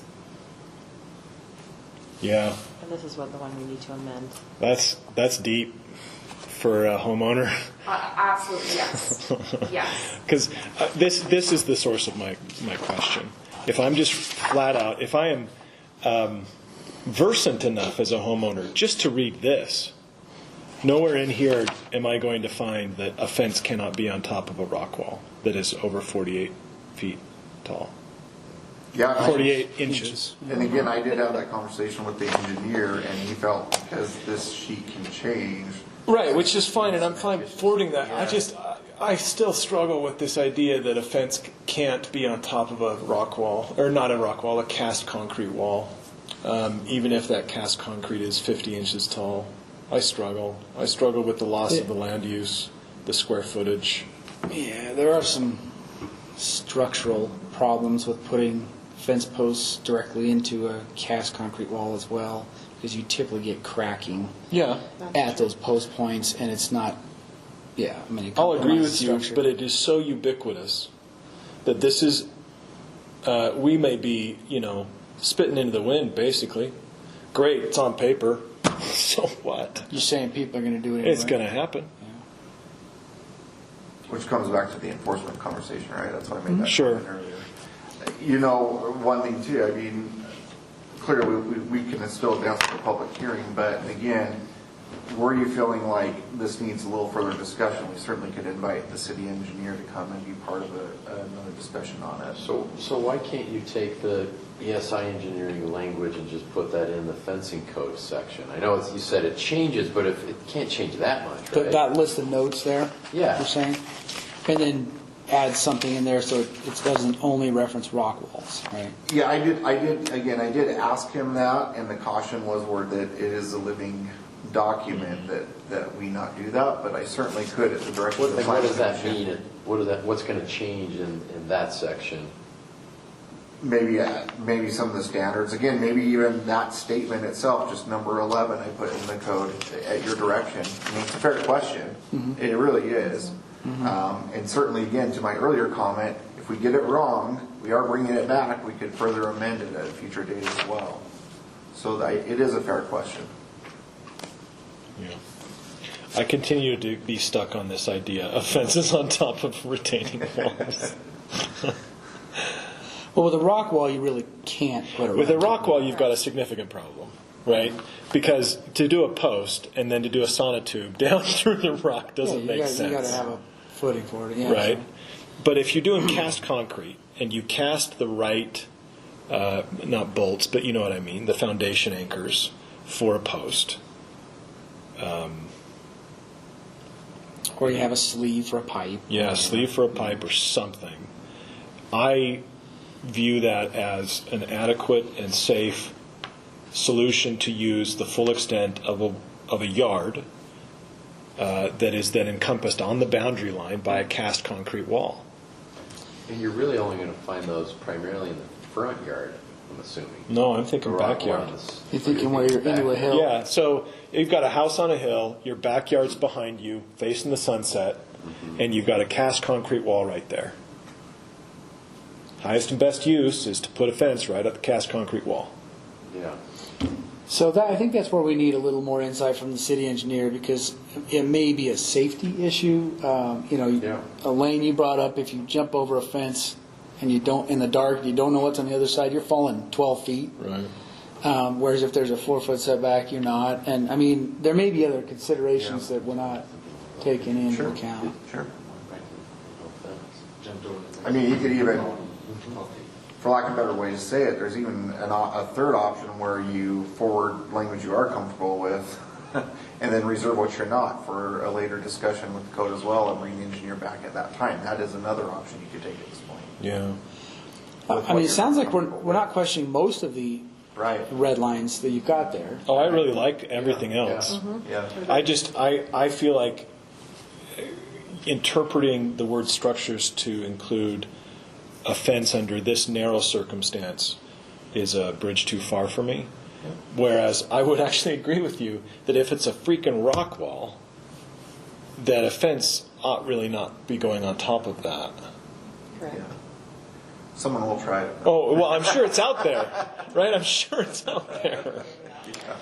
Yeah, but again, I mean, that third option, if you felt inclined, I don't really have strong feelings any which way you want to go, but if you felt like everything was sound for the purposes of moving the other language forward, you certainly can make a motion such that that one clause be held back for future revision and the rest of it. Correct me if I'm wrong, we're not voting on anything to do with fences on top of these walls right now, right? All these red lines, that has nothing to do with that. Is that wrong? Yes and no. Well, that was my suggesting it question. does. Yeah. My question is that as you read the red lines, it has nothing to do with it, except for when you get down to note 11 on the rock wall detail sheet, where it says structures must be 4 feet back. Therein lies the problem. And you're saying it's referencing a document that we can change at any time? It's a living document, the technical standards and specifications. Well, then, how about note 12? Cast concrete rock walls can have fences on top of that. Right? Good point, right? Exactly. I mean, we could approve all of this and in another meeting figure out the other page. So the engineering standards are guides that the Public Works and the Public Works team and the engineer work together per standards within the industry, and then they actually bring that. I don't even know if it goes to Planning Commission or not. I think it goes just to City Council, and City Council approves it for ordinance as an extension of the code. So where's the current language about the fence on the retaining wall? In the rock wall standards that are established by the engineer. Okay. That's number 11. That's the only language in the code that's correct. And it's technically just a reference document. It's actually not in the code. Correct. So, to your point. Yeah. But then the homework that would have to always occur, right? So staff have to be always aware of what those standards are changing to say, so they're appropriately changing the code to reflect them, if anything were to But change. wouldn't those changes have to come to the Planning Commission anyways? In the not the technical standards, but any changes to the code itself to mirror it would. So it'd be up to planning staff, whoever's in our position, to make sure they're always aware of anything and bring it to the planning commission to correct it, to match. So that's why that's written the way it is because it's just saying, hey, as a general reference, you got to go look at that document. Yeah, that's right. Yeah. So then to your point, Mason, you were just saying, let's just add a 12. But that's an engineering question, right? Yeah. So we've got to get the engineer back here to answer, these questions. I think on that point in particular, we want their input because there are reasons they've done it this way. Yeah. We're just not hearing what those reasons are. Yeah. Might I recommend that we do move forward in whatever decision or path you want to go so that our contracted general plan representative isn't waiting too much longer? Yeah, that's fair. Okay, we are dithering. So, given all of that, this is my inclination, is that we vote to pass the red lines as they are with the editorials that we modify language to not reflect just rock retaining walls, but also concrete, and then to consider adding language to the detail sheet that addresses cast concrete walls and also the possibility of fences on top of them. But we can do that later at a different time. Yeah. But I'm very, very comfortable with the idea that we're now not including retention walls as a defined fence, and that we're dealing with the 13 and the 30 and 50-foot site triangles. And I'm happy that we're adopting what is, in essence, the Layton approach to allowing maximum on either sides of the property line. So, Yep. I say we move forward, and then, yes, we can address the other things with... Take that as a comment Yeah. for a future discussion with the engineer. Okay, well, then I'm going to go ahead and open this up for a public hearing. If you would like to, any members of the public come forward and to comment on some of the proposed edits to the ordinance.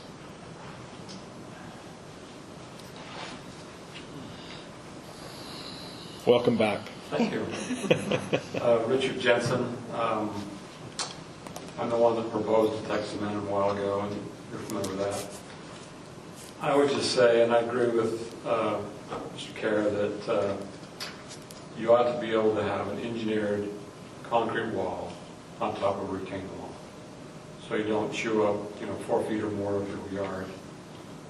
I mean, my yard's already established.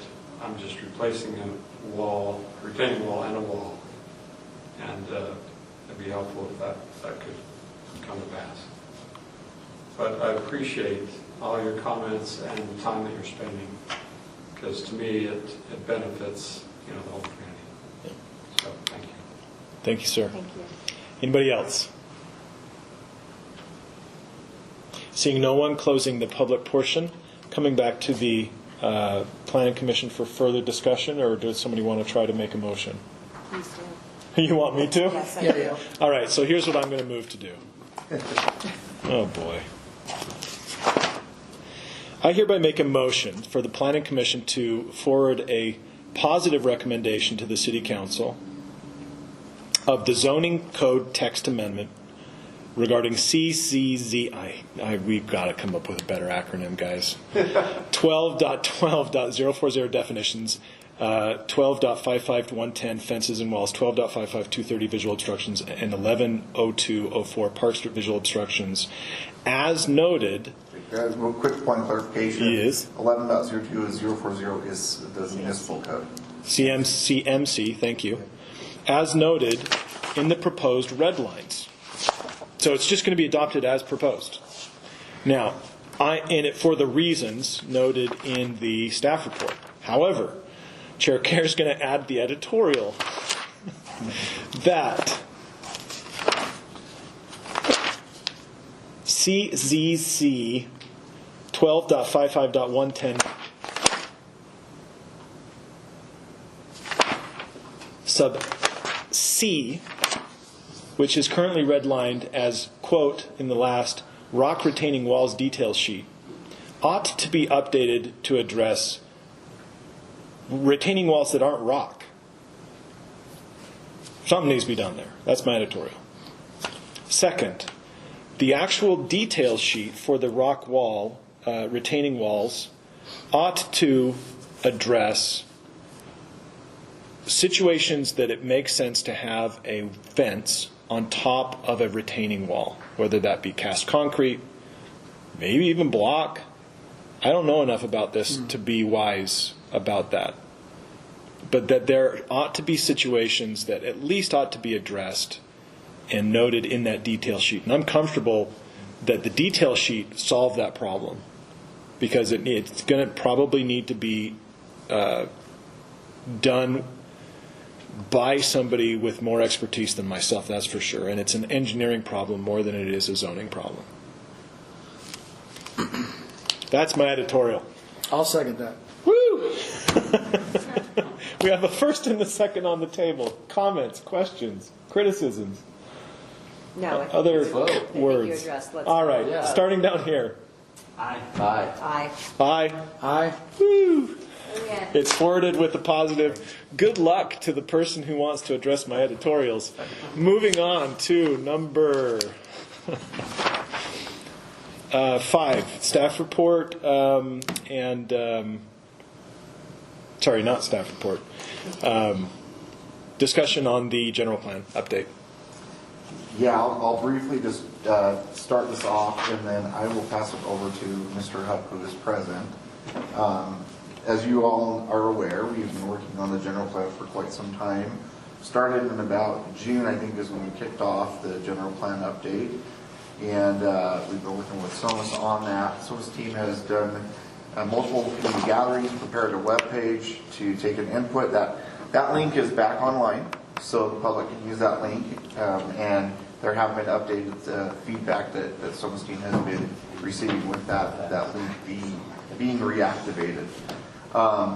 The prepared updated maps and draft materials are in the packet that have been provided by SOMAS, and they are drafts to look at the interest and long-range expectations of the city.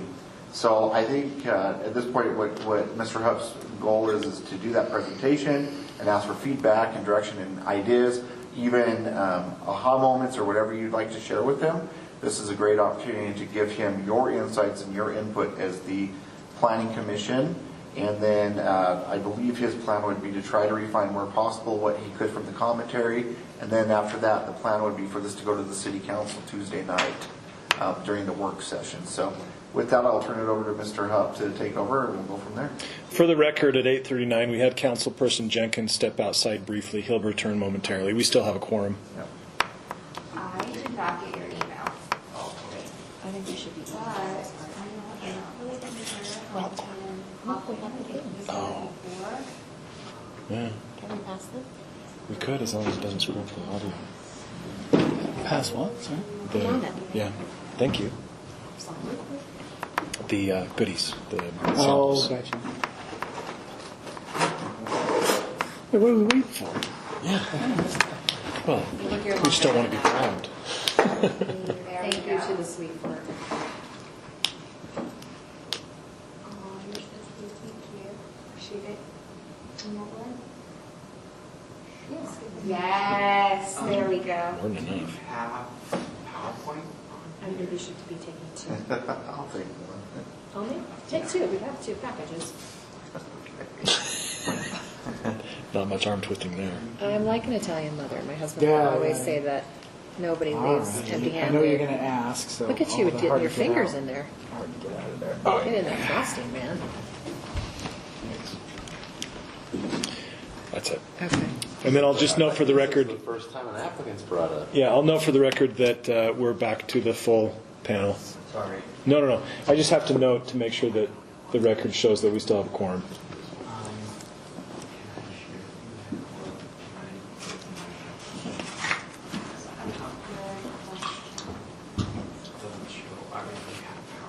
Wow. It's delicious. That's really good. Anybody needs an It's too much frosting for my It's sweet kind of tooth. like It's really good. Oh, yeah, you said you maple. Yeah, that's a nice fall dessert. I know. Remember the salsa? Did you get salsa last time? No, that other lady. Yeah, actually, it's also chips. Man, I love salsa and chips. You need to show up more, and then you'll know. You'll get the food tastings. This has turned into a good show. Oh, man, that's yummy. Yeah, that's super good. Oh, my goodness. Are we still on live video? Yeah. Everybody. Well, not the order this. video. The Okay. video's not working, but we're Audio. still, Everyone order from her. yeah. Dude, you said you only wanted one. I still don't want. Really? I'll take another. Of course you will. I know my crowd. That's They're delicious. bite-sized. Come on. You can have a couple more. At least one makes me full very quickly.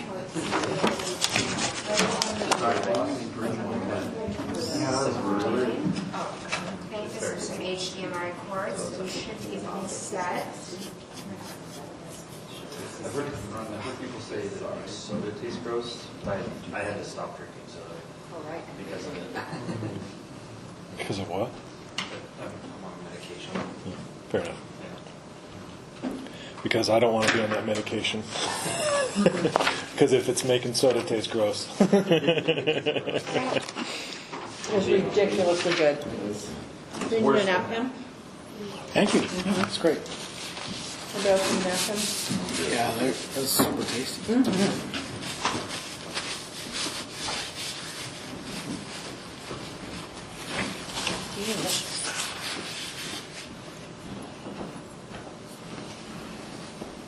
Oh, did I do something?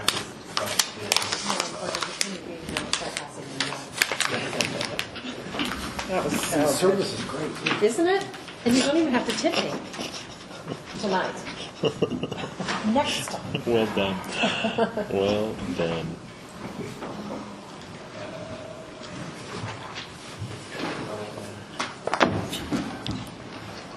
Which one do you like better, the stepped or the slope? Stepped. Visually, For me, stepped. You like The trouble with the slope, it looks clean, but it's all custom. I mean, someone has to custom build that for that slope. You know, it's going to be way expensive, right? It's not a pre-manufactured fence. Yeah, that just looks a little more like natural to me. I mean, this just seems like it's just, you know, looks better. aesthetically, it's, yeah. I do have a question though, because she was talking about what this Yeah. have to be up 1/6, right? A foot, 6 inches or something, whatever you said. Yeah, 2 feet. But do they have to put something down there so that a dog or a child can't go through? They do. Not according to the Sitting code. on. Not- I don't think they're Sitting on. required to. So according to code, they're not required to put anything underneath? They typically will. I mean, if you're going to put a fence up, you don't want a big, No, I hole don't in want it. skunks Or or raccoons, Sydney. the neighbor's kids in my yard. Can you pull it up on your Let's own? get real. All of Be us fun to climb together. through it as a kid. Technically What speaking, I we did have prefer to nothing have in the that code PowerPoint requirement because I to shared it build a in fence that email. goes all the way to the ground. Okay, because mine is. Or build a fence at all. Right. Right? You know, Like they could be remove open. farm fences that are, Oh, right. Right, just a rail. Yeah. so. But even then, they could put up a 4-foot panel 2 feet up. Yeah, I see, yeah. Mason, stop. Yeah, it's, Stop. and I see that what I That'd be did is hilarious. Did you see that one photo where it was the I took it on my driveway, actual- like this, Right. and there was that retaining wall, and then the fence? Like, I was thinking, this is and not drag it in. if somewhere to go through that or jump over, that's a big, big drop. Yeah, those are showing up. I don't disagree, but I also So like like that is contributory negligence. At that point, I was going to say, if somebody jumps in my yard, sorry. right? You broke a leg, sorry. a part of it. This isn't an ADA like problem. This is a misdemeanor problem. Although from a legal standpoint, though, if someone did jump over and break a leg, couldn't they sue the property owner if the fence was non-compliant? Yeah. Oh, they could sue for Yes, everything. very Yeah. much so. There would be an argument that would be raised. When I was in California, a lady went down our stairs, and our stairs were compliant. And she fell and twisted her knee and claimed that she had to get a knee replacement because of that, which was already scheduled because her daughter told me. She It was sued. She already sued our apartment complex, and she won. Yeah. In the state of California. Because it wasn't compliant. Yeah. No, it was compliant. Oh. She sued, and she won, because it was her word against my word about her knee. She couldn't- fell on our property, Yeah. she sued us. But couldn't you show that that the stair was in compliance? We showed videos and pictures, and they even came out to look at it. Interesting. And she said, Those darn lawyers. Wow. these guys. And I live with one too. Sandwiched right in between them. I live with one. I got it. You live with one, I yeah. live with one, yeah. Well, you're surrounded. Yeah. I'm surrounded You better everywhere. watch your step. I know. I hear that a lot. Choose your language carefully. Yeah, but then when they go to Choose your share it, word. it's not here. I have my code there, coding one, but it's not here when they go share it. So we should get some research. Well, and so much of this fence retaining wall stuff is just risk management for the city too, right? Like it's, Yeah. I mean, that's, you asked why a 4-foot wall is considered different than, it's just because a lower wall is lower risk. Yep, that's and true. a higher wall is higher risk. No If question. someone drew a line there and said 4 feet. That's where it is. Yep. Way better in the summer. So, Yeah, they should have that bubble on. so members of the commission, while they're getting set up, I'm going to take my point of personal privilege at this point, that instead of later. So we only have one more planning commission meeting, Okay. and This year. this year, after this one, we only have the one more. I was surprised, sideswiped, as it were, my last planning commission meeting of the year.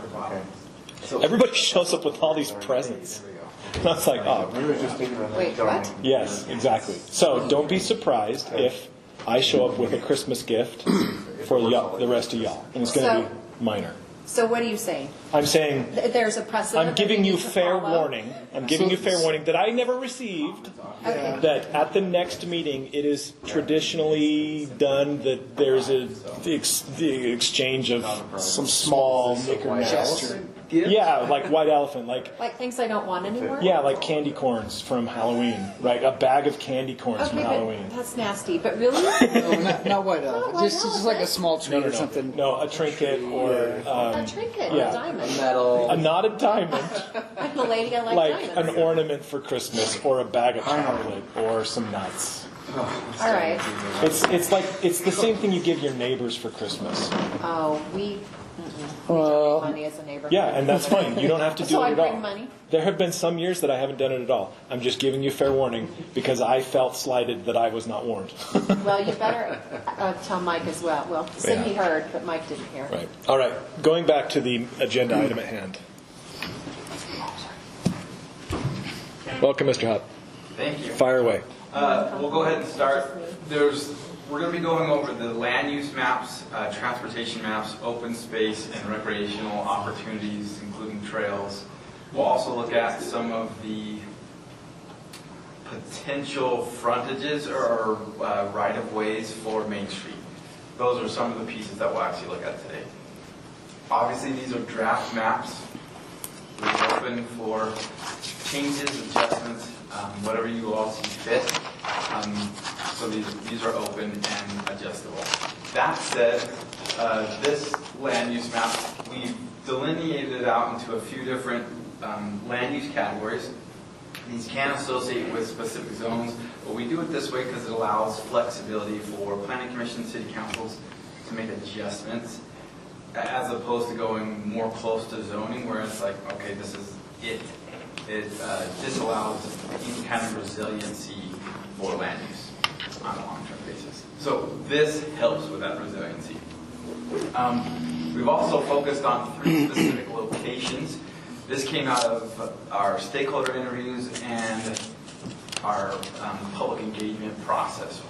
Where do people want to focus? Where do they see important locations within the city? The 3 locations are the downtown, specifically Main Street between Parish and Porter Lane, about a block both east and west. That's the downtown.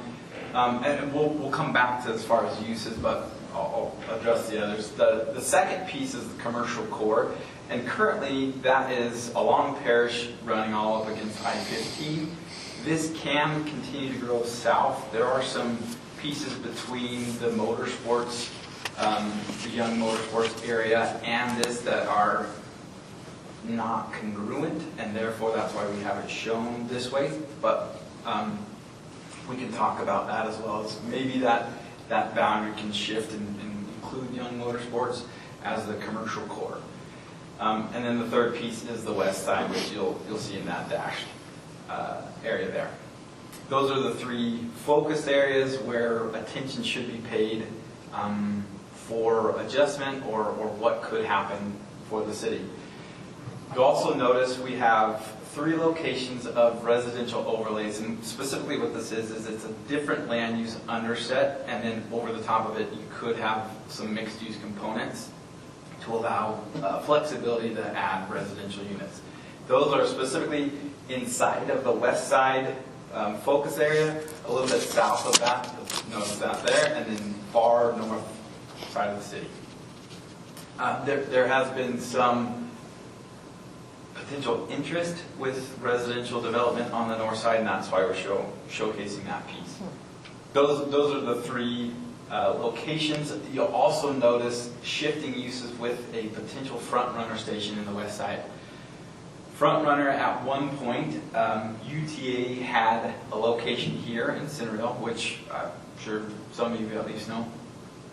That went away due to different opinions at the time. It has been brought up multiple times as a potential opportunity for Centerville. We've looked at spacing concerns and potential for where the station would go. You'll potentially see there's a little purple piece right there. That's essentially where a front-runner station could go logistically for UTA. The spacing is correct. You could put a front-runner station there. So we're planning based on that and feedback that we received from the public and stakeholder engagement. You'll also notice we've delineated attached and detached residential so as to disassociate multifamily residential or the stigma that comes along with it, because it could be duplex, and there are some, or it could be townhomes, or it could be a lot of different things. So we've opened that up to allow, again, that resiliency for you to be able to make decisions in real time, 10 years down the road, 2 years down the road, based on this land use. One other piece with this is we wanted to address the cemetery location. The new one. Because, a potential new cemetery location, because as you know, there are no plots left in the cemetery. So, right. Yeah, that's a potential concern that we want to address. Before we move on, though, we want to jump into any of the land uses that may cause some heartburn or any questions. Is there anything from this map that you're like, I don't quite understand why we're doing it this way, or? Okay. I think I need more information first. I need you to keep talking. Yeah, so I can for sure. Get it more. So you'll notice east of I-15, most of the land uses stay consistent with what's existing on the ground today for multiple reasons. The first reason is Centerville public engagement. As we engage the public, as we engage stakeholders, the overarching sentiment was leave it alone. We love Centerville the way that it is. We love the historic nature. Don't mess with it.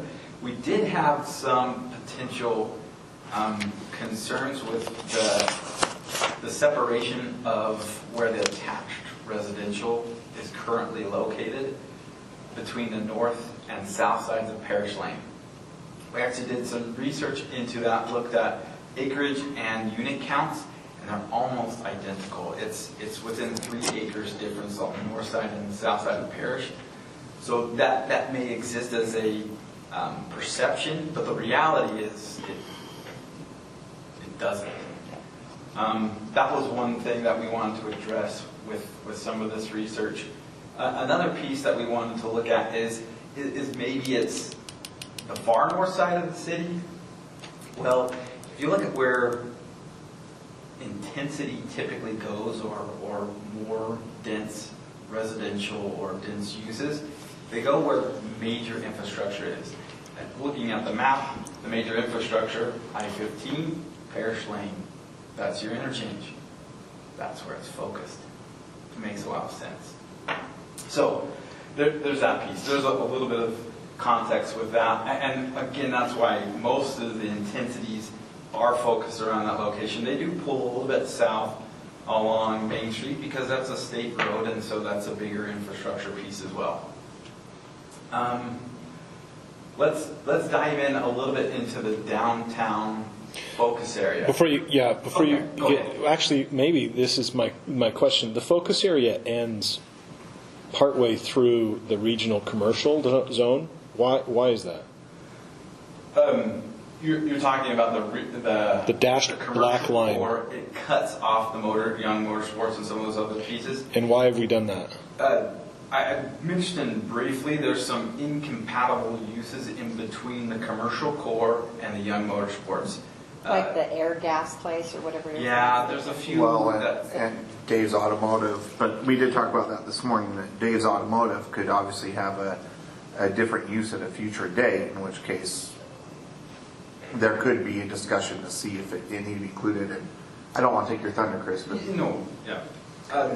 essentially we can include that piece down, but access and connectivity between them right now is not fantastic, and therefore to associate that piece in the Young Motorsports as one Focus area.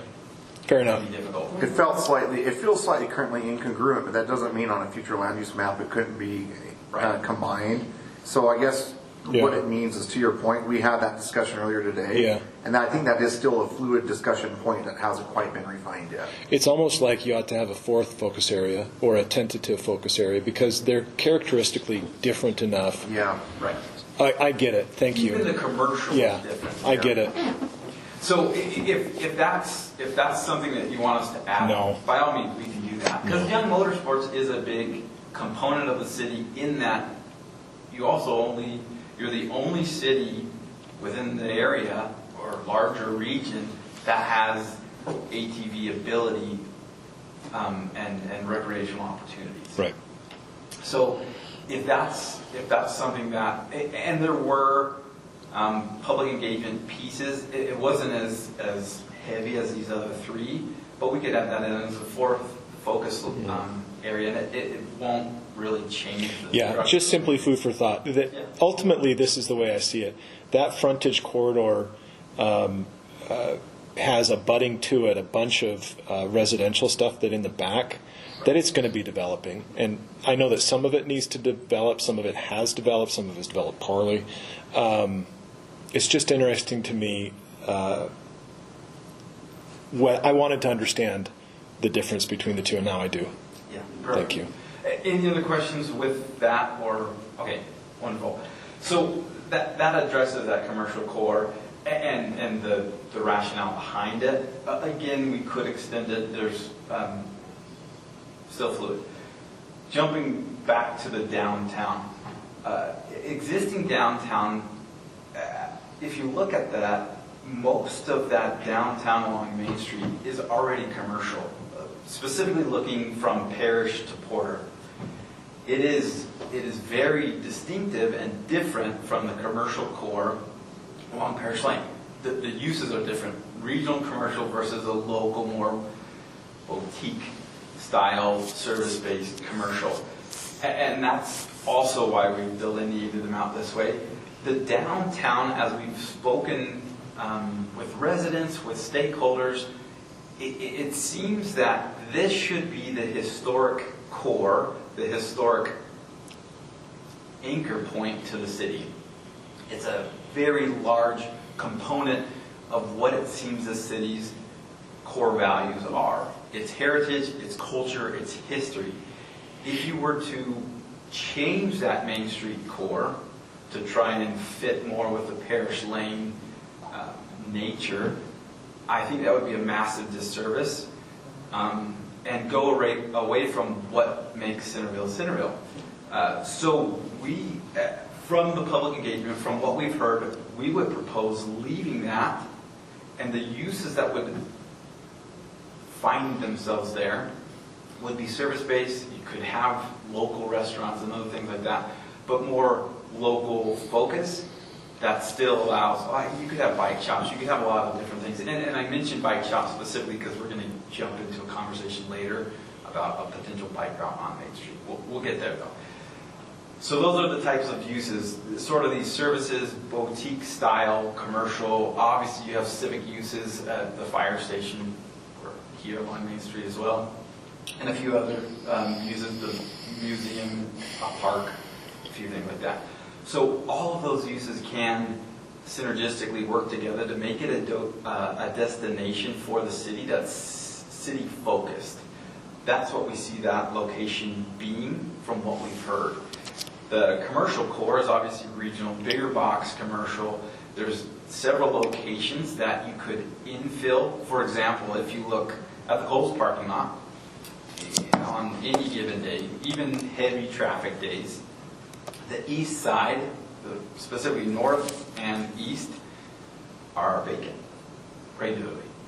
Northwest of the Home Depot and sort of the Target southwest, that area has good connectivity. There's roads essentially that run in, even as the parking lot. That is a great place for infill commercial development to try and infuse some more sort of like destination shopping and things like that to support the existing commercial. That is where those types of uses can go. This center also has Centerpoint Theater as part of it. Centerpoint Theater could easily adapt, meaning not the Centerpoint Theater, but the Centerpoint Theater location. So the surrounding uses should be more synergistic with the theater, so that I go to the theater, maybe there's some entertainment and things before and after, dinner, dessert, other types of users like that in that same location. Unfortunately, most of the uses around it are banks. And offices. Yeah, which office can play a part in it, but mainly for parking, because office is certain hours, so that structure can now be a shared structure for later evening uses. So that's more or less what we were getting from public and what we're working through in that location. And in that western side, the public engagement mentioned it, but the west side came out more when talking to staff, when talking to city council and those groups. That is an area that is essentially underutilized from what we've heard, that really needs a cohesive plan that can really support the city and its tax base. It's a great opportunity to really infuse economic growth within the city. One piece of doing that is revisiting the UTA's frontrunner. You're now adding another opportunity for people to get in and out of that location. This could even potentially be a satellite for Station Park. Whether you know it or not, Station Park is to the brim with its users. It's got no more space, no potential for growth. They're constantly turning people away. This could easily become a satellite location, especially with the frontrunner station located in there. Go ahead. My question to you is, you allocated space for that, for a frontrunner station. Is there, I mean, if you want to make it a satellite thing or potentially, is there ample parking? I mean, is there room for that with the station? Yeah, so UTA's requirements as far as parking is captured in that purple box. That would essentially be a structured parking facility as opposed to surface parking. If you want any kind of a transit-oriented development, surface parking is the first thing you don't do, even though it's been done almost at every station. Yeah, we don't love that. This is being recorded. I apologize in advance for our post. But the reality is you don't surface park it. If you really want to transit-oriented, you don't surface park it. And that's also why we put that white overlay, residential overlay, to infuse more potential residents. The state requires moderate income housing of X, Y, and Z. The west side is a great location for this. You can get transit ridership. You can get some of these other users to minimize the traffic that affects this east side of the city. You've got Legacy, you have I-15, and some other opportunities in there to disseminate that traffic or concerns that may come with the state mandates. And then you would need some kind of a pedestrian connection across I-15. Yeah, so that is part of the discussion. The pedestrian bridge, do you want to, yeah, essentially would go right a little bit further north. Isn't it right there? Wow, that's by a the long park? ways away. Oh, yeah. Yes, correct. So that's where the pedestrian bridge would essentially go. Are we talking like half a mile of walking? Another piece of this is a rail trail. We'll get to that. A rail trail connecting straight to the station. So that would minimize the distance. Another piece to this, and we'll get to this with the transportation, is maybe that bridge doesn't need to happen, or could be a portion of Chase Lane if an overpass were to happen there to alleviate some of the stress that currently exists at Parish. It would be closer to the station and you'd have more direct access. And they're redoing the interchange at Parish. Right. WCG is doing that, and they're yeah. one of our subs for this general. Yeah, so, but that wouldn't be where you would do a pedestrian crossing. If you're going to build a bridge, you would put the pedestrian crossing. It would be separated, but you put it as part of that, because then you can minimize the cost of what it would take. Because a pedestrian bridge is not cheap. Sure. A bridge across I-15 is a decent feat in and of itself. Yeah. So if you consolidate the two, you're more cost effective and it's more efficient. Sure. Any other questions with that? Well, no, did somebody say, I can't remember who just said it, that there may be an interchange at Chase? No, there won't be an interchange. It's Or an too exit? close, but an overpass at Chase. Just an overpass? Yeah. Okay. They are enhancing the Parish Lane interchange, Right, okay. obviously, but Thank yeah. you. We good with that? Yep. Okay, any other questions with anything on this slide or the map here? Okay. Jump to the next one. Talking about the cemetery location. So there's 10 potential locations that we've identified, basically vacant parcels throughout the city. There may be some of those locations that already have potential applications or ideas for development. We didn't look at that as much as these are vacant parcels in the city that could be a potential location for a city cemetery. Given that the existing city cemetery is 8.5 acres, and it took from around 1850 until today to fill it. Probably don't need a huge cemetery. You're mostly built out. So probably 4 acres to 6 acres is probably adequate to service the next long while. However, in 1850 or whenever that started, right, you got to look at population growth.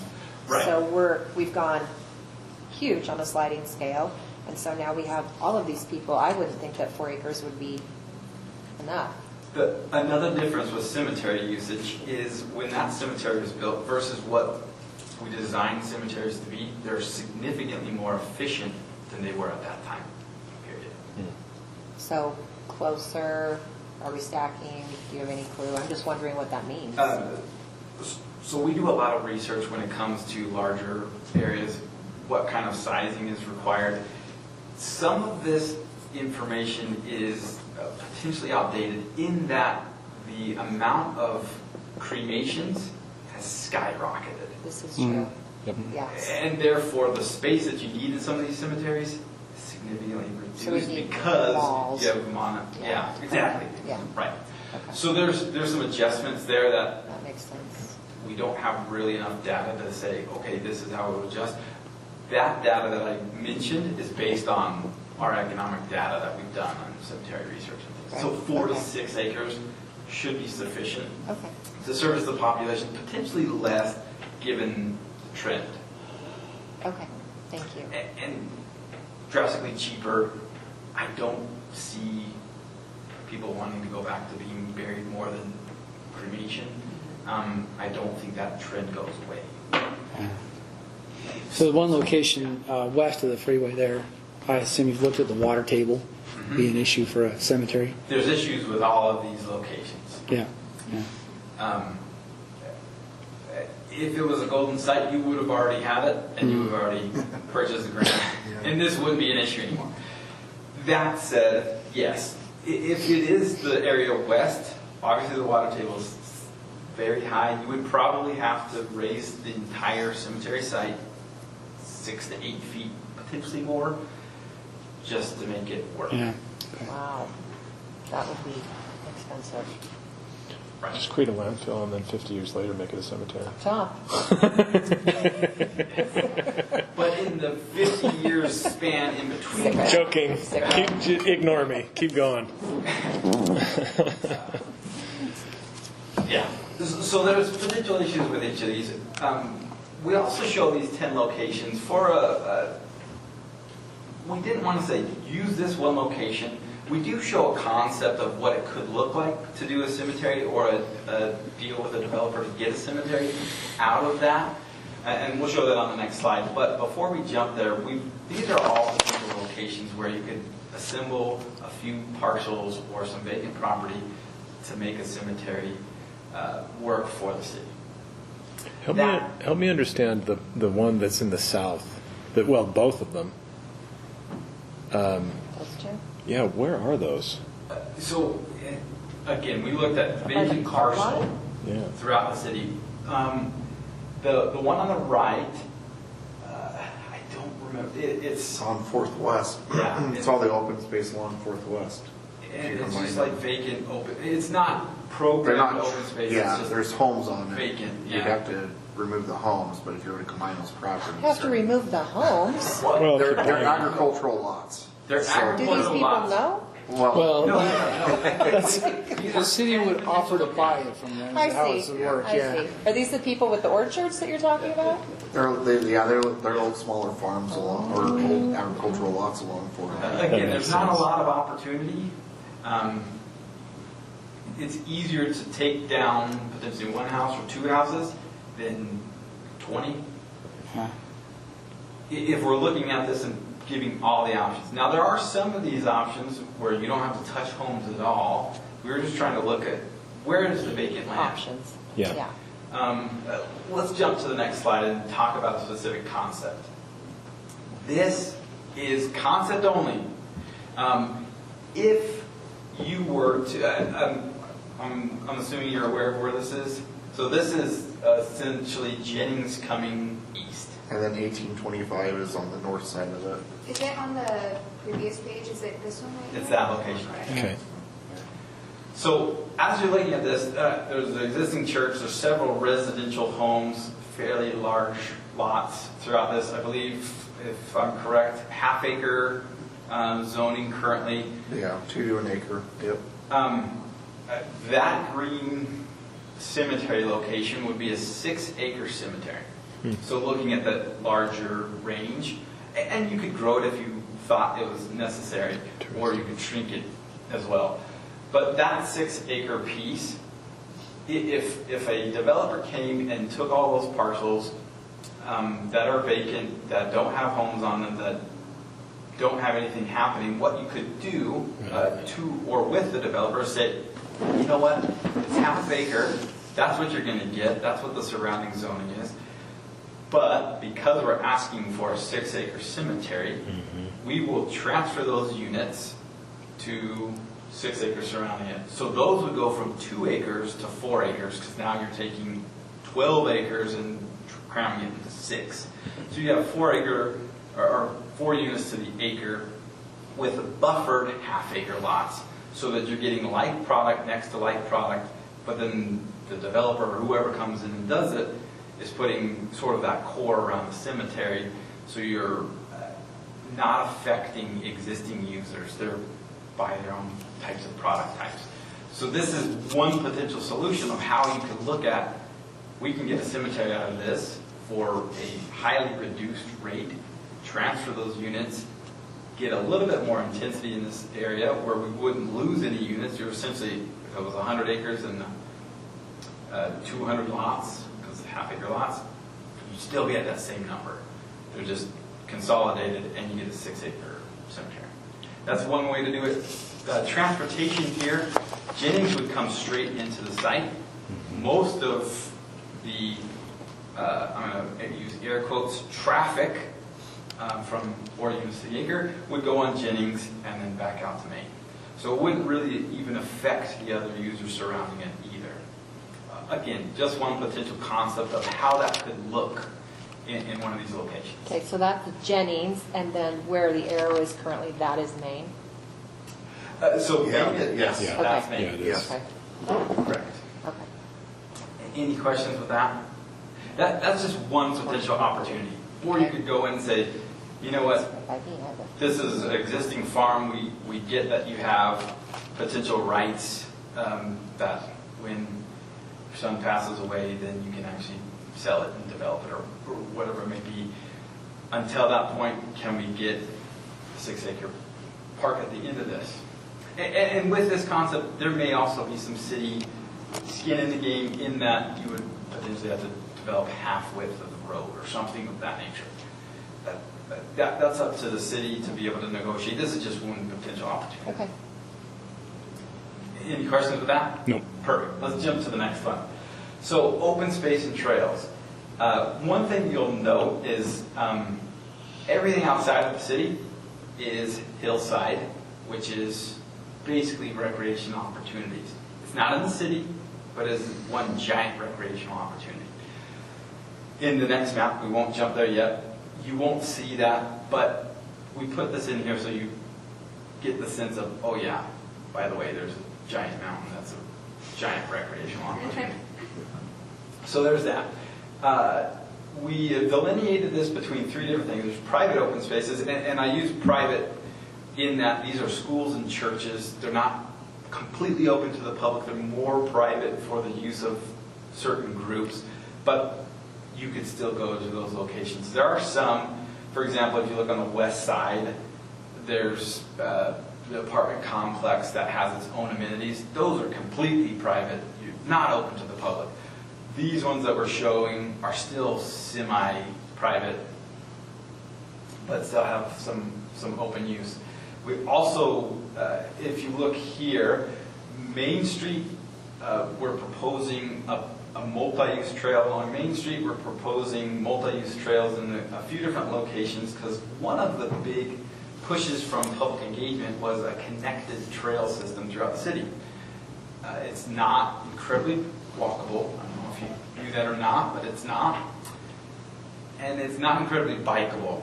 So to create a connected system, and unfortunately a lot of developments happen so we can't do these off-street systems as easily when it's very developed out. So we've tried to create specific routes where it would make a lot of sense for these bike paths or multi-use paths to be implemented so that biking and walking can happen more readily.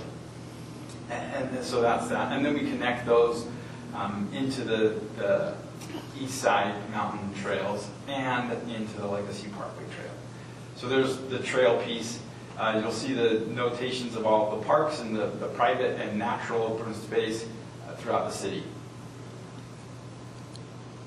Any questions with any of that piece before I jump into some of the specifics? 2 things that you'll note here is the historic walking tour, which exists, not in that form, but it does exist. The second piece is the historic biking tour. That's cool. Which would expand the walking tour but be double the length and therefore push more towards biking. And we'll touch on this a little bit. We'll have specific slides for it. But there is a huge desire for this to be connected, and so we're trying to pull. If Main Street becomes that main connector, that's a regional trail, and then we have the historic walking and biking tour that comes off of it, now we're bringing people in and giving them places to go within the city so that we can capture some of the revenue and other things of that nature. And it's not in a car, it's in a bike or on foot. Any questions with this? The Parish Lane, maybe it's just a graphic thing, but does it just end at the mountainside, or is it? Where does it connect? So there's some at that location. I know it does connect, but I don't know how. There's a road, like a road up to that parking lot. It's kind of Kind of a gravel road, yeah. Yeah. So it's not a physical trail, so there are gaps to get there. I think it's private property right there. Isn't Yeah, it? that's the other problem. There's some private locations that make some of the trail access difficult. Another thing that is on the next one. Okay. We are proposing a few additional trailhead locations to increase access to these trail systems as well. Let's go ahead and jump to the next one. The blue dots on the east side are existing. We are proposing a few trailheads to increase those access. I believe they show up in the packet, but if not, we'll send you the graphic where they do show up. We were just increasing some of those east side trailheads, and then we are going to be proposing a west side trailhead north of the power station, west of the Legacy. Go west, south, and west. Kind of Where the power station is, west of Legacy. Yeah, I'm trying. Left. Going left. You're right. Right here. Yeah. Okay, here we go. Right here. On the highway. That's the power down to station the right there. freeway. Oh, over Yeah, go down here. Parish all Yeah. the way. Just go straight. Oh. No, down Parish. Yeah, it's left. There you go. There you Keep go. going. Keep going. Oh. Well, other side of Legacy. There you go. My goodness. There you go. You're almost there. A little bit further. Right there. Okay. We're there. Who's on We're first? proposing potential low use park, low use as in like low intensity, similar to what Farmington has. They've got a wetland park. There were some individuals that acknowledged that there was that amenity on the west side. Most people acknowledged the mountains, but because of I-15 and Legacy Parkway, I feel like it's a little bit more distant. But you'll also notice there's two major gaps in open space in the city. The first exists on the east side, where that middle trailhead is. Go down, up a little bit, right there. Go east. To the blue dot? The blue dot, right there. That's the first gap. This shows us a gap because we're not counting things outside of the city in our quarter or half mile radii. And the reason we're not doing it is because you don't own it. It's still a facility, so essentially that gap doesn't really exist because the mountain is there. That's the first gap. The second gap is where we were before, and that's why we're proposing a park, a wetland park over there that could be bird watching, it could be walking. I actually really like that. Fairly non-invasive, non-intensive location that opens up open space for the west side of the city because there's nothing really there. And how would you get there? So there's actually access directly to it already. It's a nice trail out there. Well, I ride bikes out there all the time, so I'm confused as to, on both trails. How would you get to it by trail? Yeah. No, I'm just trying to figure out exactly where you're at, because I ride out there on both trails. You know where that power facility is? In Centerville? Yeah, it's west of Legacy. You can Oh. see it in the picture. I know what you're talking about. Yeah, it was just Okay. north of Legacy. Yeah, That's what we're talking about. okay. That's where we would do it. Again, non-really invasive, lower maintenance type of a park where you're not getting a bunch of playgrounds and other equipment like that. It's a passive park. But it opens up opportunities for residents on the west side. But just not right next to the power plant. I mean, it could be right next to the power plant. Your buffers and things. Right? There's a lot of ground over there. And a wetland park, you're going to want to be a little bit bigger anyways, just so you have a mile loop or half mile loop or whatever it may be. So that would be a potential location, and it's also centered on where the gap exists. Chris, are you talking kind of like the Layton Shorelands Preserve? Yeah, Layton Shoreland, Farmington has them. too. Yeah, Farmington has the one where you just go up around Legacy, the frontage road Right past on the the west school. side, up, and it's just barely off this map, Yeah. to the left. Okay. That's essentially what we'd be proposing there, where it's less invasive, and it would facilitate some of that open space and access for the west side residents, which doesn't really exist there. So that would essentially eliminate those gaps within the city. NARPA which I don't know if you guys have ever heard of NARPA before. It's an interesting acronym. It's the National Regional Park Association.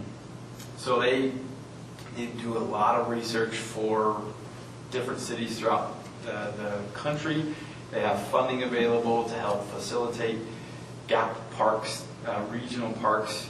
There's funding available, there's resources available, planning available, a lot of different resources to try and help cities increase the equity of park access. But NARPA is the one that comes up with a quarter mile. So they did research and found that if you're outside of a quarter mile of a park, your usage goes from 70 to less than 25% essentially, which is pretty drastic. But if you're within a quarter of a mile of a park, it's over that 70% threshold, which is pretty phenomenal. And that's why you'll see these recent research, they've also said, okay, well, now there's a maintenance issue, now there's funding issue. If we get all these little parks, the city can't maintain them. So they have gone to this hybrid model where it's half-mile radius for service areas. And that's what you see with these white circles. Any questions with that? Okay. So that's what we're addressing here, the two major gaps that exist in the city, and then also adding the trail systems in to try and connect to all of those, give increased access or better access, non-vehicular access to these park locations. Let's go ahead and jump to the next one. Now we get into the fun piece. Existing walking tour does not start at the Whitaker Museum, as you would assume it should or would, but it doesn't. And it's, I believe it's like 0.6 miles, and it hits 14 historic or historically significant sites. What we're proposing here, we've mapped the historical sites, the National Registrar, historic sites, and historically significant sites. What you'll notice here is the proposed walking tour. It's 1.1 miles. It would pass 8 historical sites on the National Registrar and 17 other significant sites. So already increasing significantly the amount of historic sites that it goes to, and it starts and into the Whitaker Museum. So there's a better ability to flow and run through that. The second piece is the biking tour, and this was actually proposed by your city staff. They're great. They said, well, what if we had a secondary that allows us to bike and you can still go through that same or a similar route? And so we proposed this second biking route, which increases that to 12 historical sites, National Registrar, and 31 historically significant. So from the 14, you're now getting to hit, what, 34, 33, 43 historic sites on the biking tour. Another piece of this proposal, again, it starts at the Whitaker Museum where you have brochures and things, but at each location you have proposed signage, which the Historic Society or the committee, landmarks or the Whitaker is working Whitaker Museum Board on some of the information at each of these locations. So what we would propose doing is putting a sign towards the street on the next to the right-of-way where people could walk or bike by, use their phone, QR codes, and they'd have sound bites about that location. They'd have all the information about the route, where they are, what spot they're at, and historical facts about the site that they're looking at. So it would enhance this to make it a real destination and a focal point of the city. And it doesn't take much more than what the city's already doing. Plus, there's state funds available for these historic preservation and other funds that you could use to accentuate these sites. So I really like your proposal about both of these things, but also starting and ending at the Whitaker Museum. I've gardened there for the last, I think 6 years now. And some of my neighbors ask me, where are you getting all your produce? I'm like, from my garden. Well, where is it? People that have lived here a very, very long time Don't know.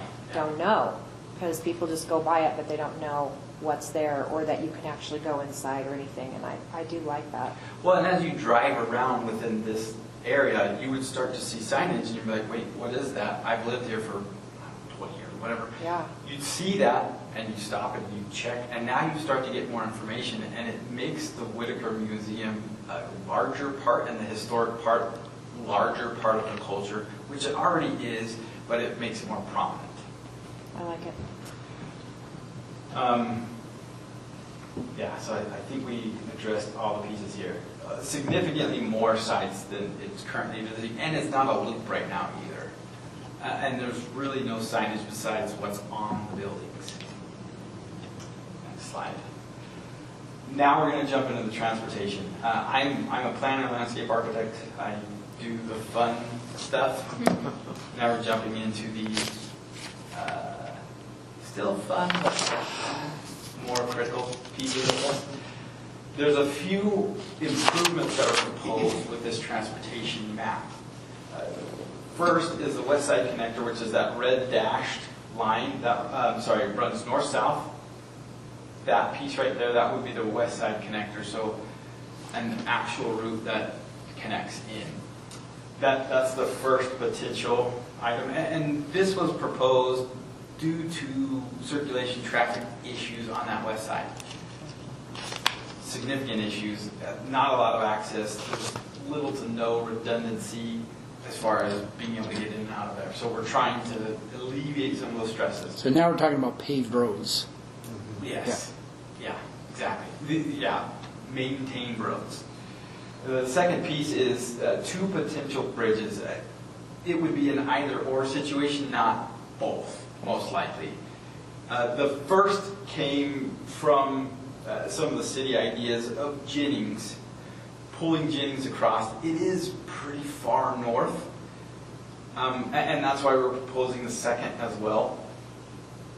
Because Jennings is so far north, like, are people really going to go all the way up to Jennings, come down just to get to the other side? Maybe not. Maybe they would just go Parish, and it doesn't really alleviate the stresses on Parish. So the secondary piece is Chase. And there's a few reasons for this. A, it's very close. You're still close proximity, so that becomes a legitimate outlet for Parish. The second piece is that's right north of where the station would be. So now you're pulling in traffic to get to the station easier without having to get to Parish. And so you're pulling that off and potentially giving a real source to get to Front Runner and yes.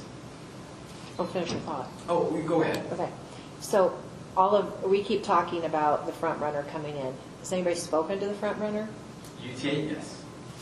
Are they even considering this as an option? They've always really considered it as an option. It was sort of off the table with the city for a long period. And if it's not on the city's purview, UTA is not going to push it down your throat. Well, I thought that, and I don't want to make this conversation about that, but I thought that it was off of the table because we didn't have enough something for them to be able to stop. Start-stop distance, they do. The spacing, we work through that spacing, so we have it in, there's a small window where you can actually fit it. It's all north of Parish, and we put it in that window. So we have enough population, we have enough yada, yada, yada, whatever to... Population's not as much of a concern for them.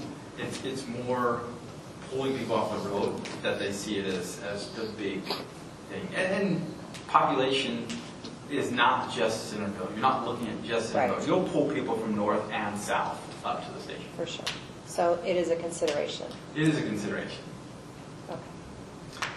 So that's that piece. 100 South, changing the designation. This designation doesn't exist, but we're adding an extra designation, and it's probably a little difficult to see, but 100 South, going from Main Street to the Bowl. So go south, right north, right there. It's purple, you can't really tell, but that's what we're looking at. That's what we're talking about. Changing that so it's not a local road, it's a local destination, so it's also not a collector.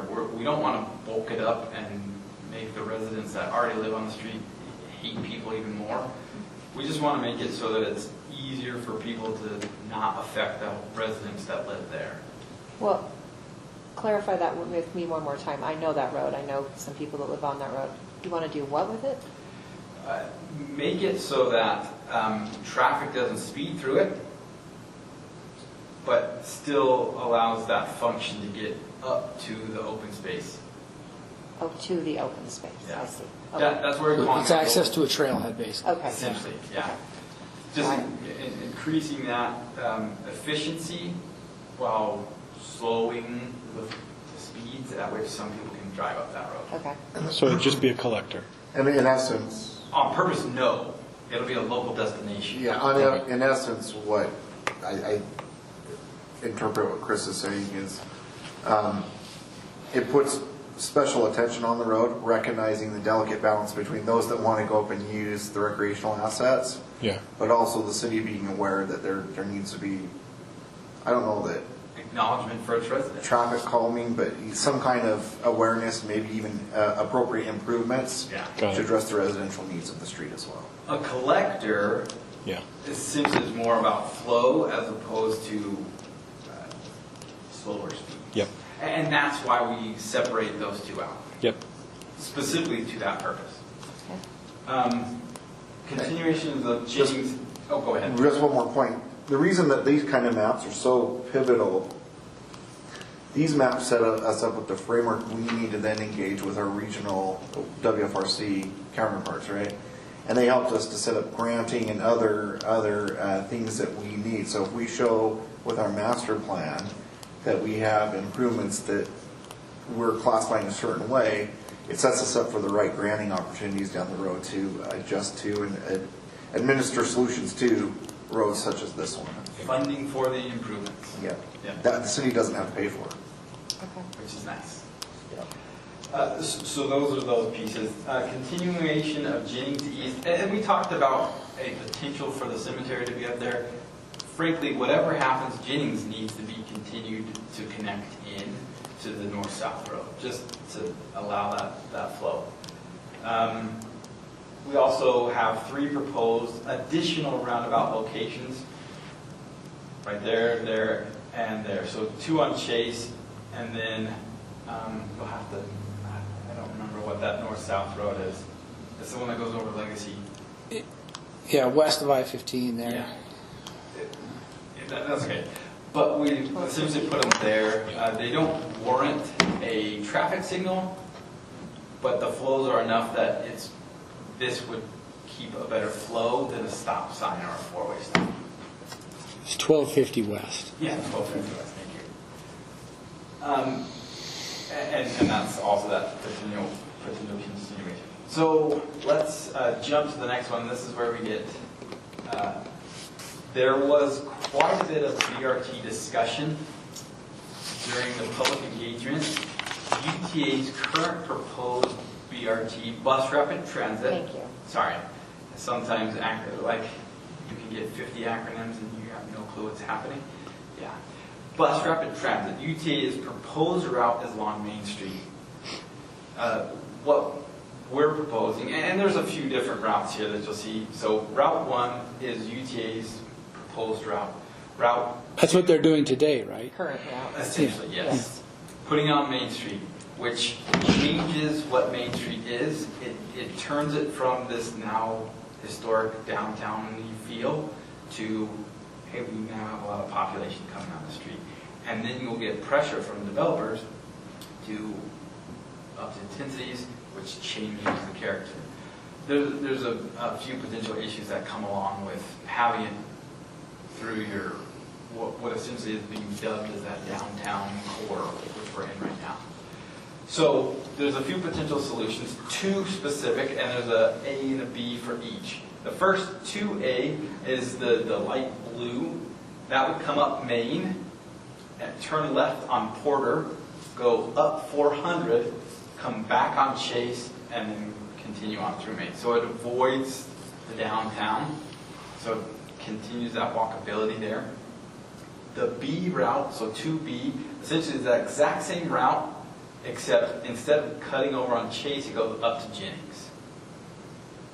The pros and cons of this, if you look here, 2A would go by 3 schools, the library, the regional commercial, so all of the big box. It would also go by Centerpoint Theater and Smoot Park. So there's a lot of pros to taking it that route as opposed to coming down Main Street. Main Street hits City Hall and the park here, and it goes by 3 schools and the local commercial on Main Street. And Smoot Park. So there's some similarities there, but significantly more destinations on Route 2 than there are Route 1. B is almost the same, you just cut out one school essentially, and you get the community park. That's the difference. Route 3, on the other hand, instead of making that blind left to go south on Main or a weird right, you would go left, so it's a visible left, and you would go by the rec center.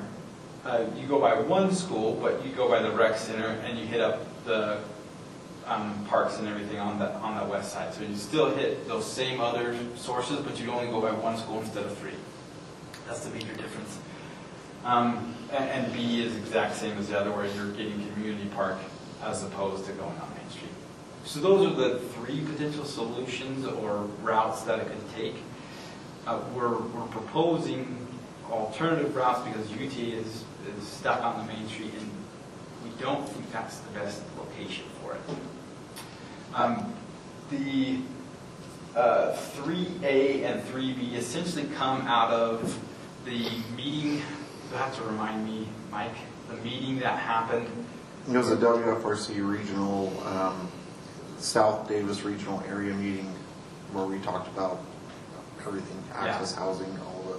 Centerville city councilors, Bountiful city councilors were in that meeting, and they were the ones that proposed, hey, maybe we turn this, and then we looked at it and like, yeah, this makes a lot of sense as far as access, flow, and ridership, really safety, ridership, gets the rec center and a few other things involved. So a smart potential solution to pull it.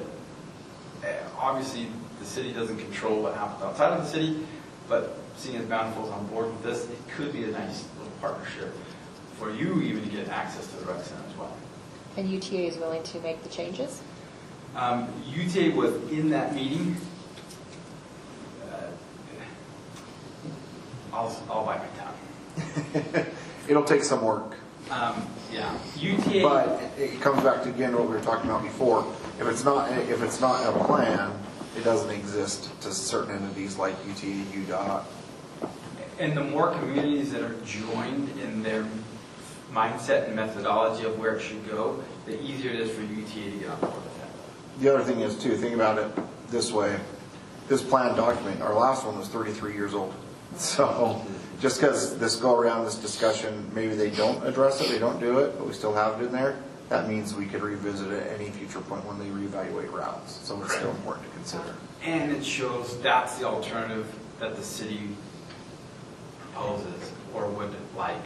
And so when they have to go through their processes of environmental constraints and other things like that, part of that is public engagement. And if the cities are already on board saying this is the route that we'd rather have, it's very hard for UT to actually build it where they are proposing today.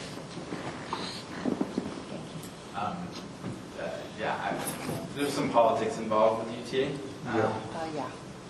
I don't think that's a surprise or shock to anyone. So let's jump to the next one. Now we're talking about Main Street and the frontages, or sorry, not the frontages, but the right-of-ways located there. You'll see some slight differences here. Currently, as part of that WFRC, part of the transportation concerns are trail systems, regional trail systems that can service multiple communities, that can interface with each other. That being said, the proposed route that we would think that regional trail should go down would be Main Street. And there's a few reasons behind that. If you want to jump back to the transportation map, actually, I'll talk about this a little bit. One more. If you were to go on Main Street, it's a continual shot all the way through. Plus, it's intended to be a more local, yes, it's a UDOT road, but it's a more local road, as opposed to putting it closer out towards some of the commercial. That's one thing. Number two, if you look at 4th West, at the north part of the city, it goes nowhere. You hit the edge of the city, and then there's nothing there. So you'd have to come back to Main Street anyways to continue that. And as a cyclist, the less turns you have, the easier it is to take those routes. Going east, if we look at 400 East, you have that same issue. It doesn't go all the way through because northeast part of the city is not really super connected. And so you'd have to come back to Main anyways. Putting it on Main brings more foot traffic, the type that boutique stores like. So it can really help revitalize Main Street as far as uses and things like that as well. And you're bringing more potential users to those commercial districts, or that commercial district. So that's why we would propose it along Main Street. That's the route that could make the most sense economically and transportation-wise for the city. Sorry, let's jump back to, there we go. There's slight differences in each of these. The major differences you'll notice, so in option 1, you have a 10-foot shared use path on one side and 4-foot sidewalk on the other. Whereas on the right one, 6-foot and 4, no park strip on one side and a 4-foot park strip on the other side. And this may or may not have come up a few times in the city, 4-foot park strips and 4-foot sidewalks. As a person who does a lot of planting plans and deals with park strips, 4 feet is not enough for a tree. Minimum typically is 5 feet as a landscape architect that we look at to have a healthy tree growth that's not ripping up your sidewalks. Just for reference. Continuing with this, you'll notice 5-foot park strips in this concept to the left. Again, a 4-foot sidewalk on one side and the 10-foot shared use path on the other, and then the existing 11-foot travel lanes with a turn in the middle.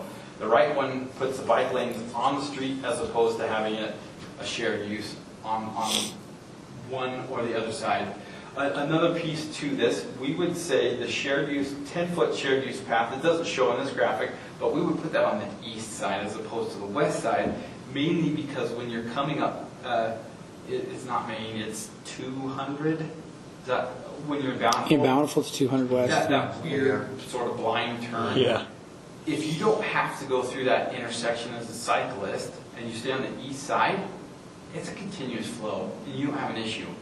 That's why we put it on the east side. Plus, that's where City Hall is, that's where the park is, that's where some of these users are. So it makes a lot of sense to keep it on the east side throughout Main Street. That track, okay, perfect. So these are the first two concepts. Let's jump to the next. Actually, go back. One more thing. Bike lanes next to vehicles or traffic, especially on a UDOT road.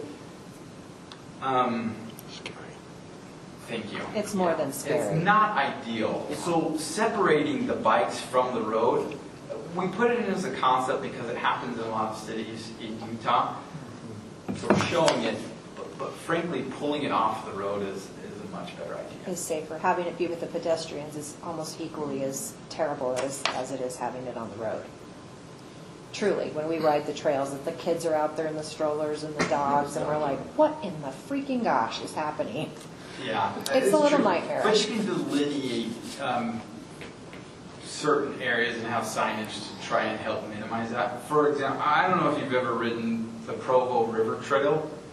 Only part. They have painted that whole thing, so it's like over here is for walking, stroller, biking is over here. They separated it out, even on that 10-foot shared use path. That would be smart. Yeah. And you can do that. Even on Legacy Path, there's a dashed line down the middle, and usually people stay on the right. Yeah. And if you're passing, you pass on the left. Not always. Yeah. The more signage and the more striping Yeah. will help minimize any kind of conflict between cyclists and pedestrians. Right. But there's things you can do to increase that. You will minimize your fatalities by Yes, doing for this. sure. You don't usually get fatalities when a cyclist hits a person, though. It's just, ouch, that hurt.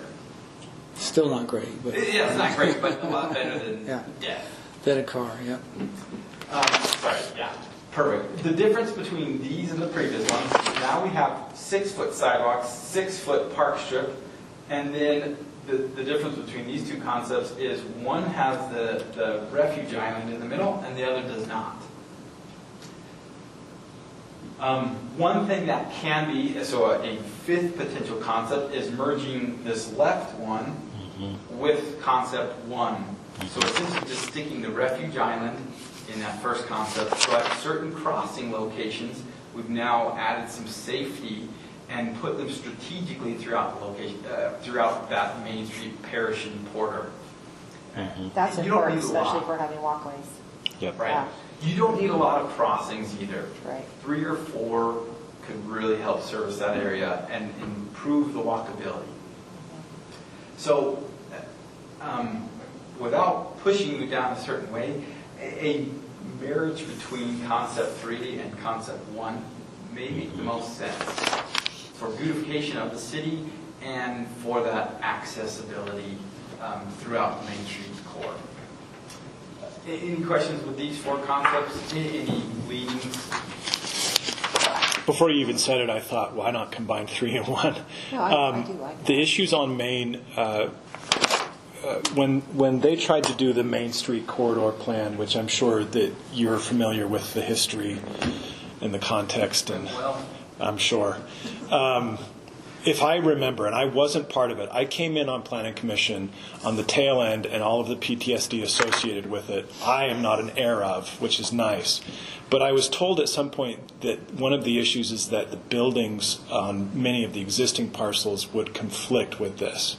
The buildings that are like, a foot off the sidewalk that currently exist, say like the butcher shop or the dental, is that something we have to navigate or no? If you'll notice, so look at concept 1, 62-foot right-of-way, 33-foot asphalt, 62, 43. Go to the next, 62, 62. The right-of-way for that is 62. Oh, it's already We did 62. all of this inside of the right-of-way. So you're not encroaching anymore. We're not. Okay. I mean, Expanding. we can do that, but Yeah. we're not proposing that. Because I remember being That's told, right-of-way acquisition. as you know this better than I do, I'm sure, that we were proposing to push buildings or to move buildings. Not touching the building. Great, okay. As long, and I actually had understood, yeah, that's not a problem. Thank you. Now, with that said, as things redevelop, Yeah, it's a different story. You can say, hey, let's add a pedestrian realm over here that makes it nicer for people to go up to the shops and things. Okay. That's a different discussion, but we're not tearing homes. We're not saying go buy some of their foot of their ground. We're none of that. This Great. is within the existing right of way. thank you. Not even for the walkway, bikeway. No, all 62. If you notice, Every all 4 single concepts are foot. 62 Perfect. feet. If, in a perfect world, if you had, so 6-foot park strips are better than 5 feet. Yeah. If you had 2 extra feet in each of those and potentially a 6-foot sidewalk on the other side instead of a 4-foot, that would be great. 6 feet, that's a lot of ground though. But you can make do with these concepts. Or you could even pull this proposed Main Street concept, keep it within 62, and add 4 on one side as things redevelop. Well, there's a lot of different opportunities. Thank you. And so you're chunking off when the trails happen, as opposed to day one. Let's jump to the next. We're going to go ahead and talk about survey. This is not a public survey yet. It will be once we talk through it with you all and the city council and make sure there's no concerns or anything with what we're showing here. That said, there's you'll notice the first question here is actually question 3. It's because question 1 is what is your name? We need to go over that. Or your email. That's question 2. Question 3. These are the top 8 priorities that we had from public engagement and stakeholder interviews. That said, you'll notice some of them, for example, the create a plan for the west side. That came from a little bit of public engagement, but mostly from stakeholder interviews. Obviously, you are more keyed in on what the city needs and what the issues are than residents may be. And that's, some of these come from that side of it because you understand more about what's happening in the city. So this would be the first question. Essentially ranking these 8 priorities. How would you rank them? Pull them up and down. It's a pretty simple thing. You can just drag them and place what you see the priority being. What that does is it informs the general plan of what the highest priorities of the city are. We already got their priorities, but what are the highest priorities and where should we spend our time first? That next question, what gaps may exist that we haven't already heard? This survey will be available for the December 2nd open house that we're doing at the tree line. At where? The tree line. Oh, at the tree lighting. Yeah, Okay. sorry. Thank you. Yeah, so that would be the next question. Again, if there's any other things that come out, if we get several that are like, we really like X, then we know, hey, this needs to be added to the priority list. Okay. The next piece is choose the moderate income housing types you would most like to see in the city. We do this specifically because that is the state mandate, but we can modify moderate income housing to meet the character of the city and the desires of the city. These can all fall under moderate income housing. Notice there is no single family, medium or large lot. The reason why is that is not moderate income housing. By no imagination is it. So you'll see accessory dwelling units, internal only. The picture shows an external unit, but if we were to show an internal unit, it would be a picture of a stairwell down to a door. So it's what it is. Cottage court, which are essentially small lot on a green, typically alley low. Like Daybreak. Yeah, it could be daybreak. Yes. They hold their value well, and they actually increase value of surrounding developments. Twin homes, pretty self-explanatory. Mansion homes is that next one. What is that? Mansion home. It's actually a triplex. It looks like a giant single-family home, but in reality, you'll see there's an entrance here. That's one unit. There's an entrance that comes in. Sorry. I thought I did that with my hand. An entrance that comes in here and an entrance that comes in here. And then the garages, they all have attached garages in the back. And they're owner occupied, like they're not rentals. It's essentially I mean, a they condo. could, I guess, become rentals if you own it. So you have, It's a triplex. if you're in the middle, you've got neighbor. Right. It's sort of like a townhome or a triplex. But the difference between this and a condo is you're not stacked. You're side by side. And some of the units can be interesting how they're configured, but it makes it look like a large single family home, so it keeps that same appeal, but still gets to that affordable housing component. I mean, you do share obviously the exterior, you share the roof line, those sorts of things as 3 homeowners. Just like a townhome would. How are you going to tell everyone this in the survey? And what that is. So this survey will be digital. We'll be at that event. If anyone has questions, there's also questions as part of the survey that they can ask and we can educate on whatever that is. If you want, we can add additional information. We put triplex in that. It should give more or less a sense of it, but yeah. I think that. Maybe just to hover over. Yeah, I'm a pretty normal brain. I'm not smart, I'm not dumb. And if I read this, I read mansion homes. Even if I see triplex, I'm just thinking people with big houses. Yeah, I didn't know what that If was. I see garden courts. That's why we put pictures. Right, so are they, I guess that's why I'm asking, like, are these going to be lined up with each one? Obviously, it's not going to be presented like this, right? Yeah, it's a survey, so that you can select all of these if you want. You can select one of them. So it'll literally say accessory dwelling unit, internal only, right next to that picture. Okay. So you click it, you know that's what you're clicking on. Again, we did this so that you can actually see all the questions. And we could, it took up too much space the other way. If you're taking this to the city, because so many people have rentals down the basement and mother-in-laws, can you put mother-in-laws or something so that, Yeah, that's essentially what the ADU or the, I get that. but we can add in internal only / mother-in-law. Yes, because that makes sense immediately. When somebody's filling out the survey, they're not going to be Oh, that's what that thinking is, deeply, yeah. right? Yeah. And we it's can what add they that. know. Why didn't you do external ADUs? We don't allow them We're right not now. zoned, or yeah, we're, For now, until the legislature says, hey, just like we did for internals, we're going to do it for We externals. didn't want to freak everybody out because currently it's not an allowed practice in the yeah, city. so I wouldn't show that picture. Part of that, so I used to work, Maybe it needs to be. I work for a city that starts with an O and ends with a M. room. I'll let you read between those lines. They had a council that was very strategic about how they did things. And they were progressive in some of their mindsets to the point where I think residents got incredibly scared. And what ended up happening is because they took so many progressive steps advancing that,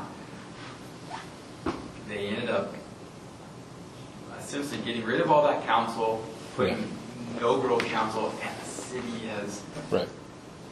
had some issues since then. I get what you mean. We don't want to get to there. Right. We want to maintain the city, help it stay nice for its residents in perpetuity, and that's why we're not trying to really push the envelope. Yeah, there's some progressive things that are happening in here that can really help facilitate some of the things that the city residents want, Right. but we're not going to push it way over and then too many bad things come of that. Got it. Thank you. So that's that. Next question. So there's two questions. They're almost identical. Main Street fits inside of the citywide, but we're asking specific, what beautification elements would you like to see citywide? So let's say Parish Lane. How do you want to beautify Parish Lane? How do you want to beautify X Street so that when someone comes to Centerville, they know they're in Centerville? Right now, you don't. It's just in and out, and then they know they're here. And I think there was a Centerville water tower, passing by on Don't you dare. Oh, don't say that. In and out's not unique to Centerville. Used to be. It's still a Maybe destination. it's It the motto. is definitely destination. And the other piece is specific to Main Street. Same items for both, because we want to know specifically what people would like to see on Main Street. Main Street was a huge focus for residents, and I don't have the specific numbers, but it blew the other things out of the water. It was a big emphasis. We need to do something with Main Street. We need to beautify it. We need to do something here. And so that's why we split those out by Main Street and citywide improvements. Decorative lighting, or street lighting poles, so like where you get the sort of acorn, and you can do dark sky, you've got the banner, maybe a flower basket or whatever. There's those elements. Wayfinding, public art, street trees, and you'll notice we put 5+ foot park strips there. Another little Nudge. added thing. 5-foot sidewalks really is, this is a little less than 4, but when you're on a 4-foot, like you can't pass or you can't walk next to somebody. 5 feet in is it's a little uncomfortable when you're passing by something, but you can still do it. And that's why we even put that. So larger sidewalks, 5 foot plus. Center medians, that's going back to that refuge island that we notated before, and we'll show the cross sections next. Outdoor dining, decorative street lighting, and some of these pieces, just to see what people would like to have happen in the city. Again, for citywide and Main Street. Then question 8 goes specifically over those street layouts, so we can get residents to rank their decisions there. Obviously, I gave some background on some of those. We don't want to poison the water by saying, do this. We have, in the survey, there's a little bit of information on each, what the differences are. But we didn't want to be like, this is the one that we like, choose that one, because that's highly affecting the survey results. Could you do an option 5, just like you Merging spoke to us? 3? Yes. Yeah. Yeah, Since it's a good option, it's a viable option, it seems Yeah. like it should be there. then we can do that. So even if it's dangerous and the worst idea, if the citizens choose option 3, that's what you're going to go with. Option With the 3, bike lanes in the road and like. Oh, we don't love that. We just, Well, That's what we I'm can, saying, like, we can this disregard citizen feedback. As the planning commission, we can recommend to the city council. For sure, but then just don't put it on there, Yeah, is my point. yeah. You assume most people would choose that? No, not at all. I'm just saying, the last thing you want to do is have that be what most Yeah, people choose. fair enough. And then we go, Oh. nah. If we all know we're going to reject it, why Why include have it? it on there? countering that opinion though, is there are some that like the bike, not a lot, but if you don't have the option and someone down the road's like, well, you didn't give a chance to this option, you have no data to back up why they went with the other one. That's why. so then just adding the additional option of Yeah, the combination. 5th option that Yeah. merges 1 and 3. Yeah. Yeah, okay. And I believe that's it. Only 10:10. Oh, it's early. Keep going. We've been hit till Any 1 questions? before. We can rehash any of the slides, we can go back through any of these pieces, whatever it is that you want to discuss. Trailer park. Obviously, we had a little discussion as we went along, but if there's anything else you want to address with what we've looked at, I did have one more questions about Jennings Lane. You said that that needs to continue. So that is, right, it needs to continue east onto private property? Oh, you mean through the private property, if you can buy that, or somehow yeah, make it? eventually, to get to when the trail that up there. develops, you want To to get- continue Jennings. Sometimes when a developer comes in, they're like, well, we're just going to do something weird and make it not connected. Yeah. We're saying when that does develop, When it does 20, develop. 50, whatever, You have to put it it around. needs to be connected. Yeah. That's why Agreed. we're showing that. Yeah, there was a big break right there. Future potential, it's Got not, it. don't go and shut down farm to put a road, that goes nowhere. Right, okay. That was very helpful. That Thank was you. really Yeah, great. it's great. I know it's a lot, there's A lot of good a work. lot in there. That's also why we left the economics, because we could spend the exact same amount of time just on the side of it. Yeah, So, Lorraine would have been very happy. Yeah. and we would have been Maybe, here for I 1 am o'clock. You said, let's keep going. no. Hey, you know what? There's food. As long as there's food and liquor. Not gonna stop. Any other questions? So how will this be publicized to the city so that they know you're going to be at this tree event? Mike, do you want to talk about that first, or? So he's coordinating with Haley Turner and Bryce King to advertise. So it'll be advertised for it, that we'll have the tree lighting event, and they should advertise that they'll be there as well. It might be worth sending a follow-up email to Haley and Bryce. I'm talking to her on Tuesday. Okay, to make sure that's a secondary advertisement in conjunction with the tree lighting, that you'll be there. Yeah. We're also putting these materials, everything that we've seen, it will all be on the website so that people can respond to each map individually, plus the surveys. So all that will be on the website. We'll have boards at the December 2nd event where people can have the QRs. We'll push more towards digital because I'm not quite sure what the weather will look like. Sometimes very cold at that day. Right, and it's one of the best events of the year as far as participation, so that's why we'll be there. And when you said the website, you mean the linked website from ours to the general plan website? Yeah, we have a general plan website. It will be linked from the city website, but it'll also be it'll be on our general plan website. Okay. And we like to leave those surveys open for, essentially keep them open. It's the life until- of the plan. Yeah, because we can keep getting feedback, and usually we don't, late in the plan, we don't get anything that's groundbreaking, but we leave it open just in case. It gives us the opportunity to see, oh yeah, actually it went from 50 people like this to now 80 people like this, and so we can support it with more residential feedback. And I can't remember if we talked about this last time or some other time about putting a blurb in the newsletter. Yeah, we did talk about that. Yeah, that actually has been completed. Bryce, right now, one thing to know that Bryce did explain to me, you want me to clarify, the newsletter only digitally, I think it's quarterly, but you can request a paper version of it as well, and then the city would send it out to you. Well, I get my You can. paper one. I get my paper But there was a whole page that he dedicated to Oh, a the whole general page. plan. Okay. It will come out Yep, the when? one that comes out. This one that's going to come out next for this Great. quarter. For December? Yeah, I already looked at it and edited it, and it will come out in that. Please extend our gratitude. Yeah, that's Great. Yeah, so we're excited to see what comes of these surveys and the maps and see what residents have. We have started to get some of the staff feedback on these maps, so there'll be some additional edits. I don't foresee they'll be drastic in any way, but I'm sure there will be some edits that are made to this map between today and December 2nd. And how soon will that be linked? Because I always put stuff on my neighborhood page and then send stuff to Laura, who puts it on the There's unofficial already- city page. There's already the link Facebook. on the city website Yeah. to this.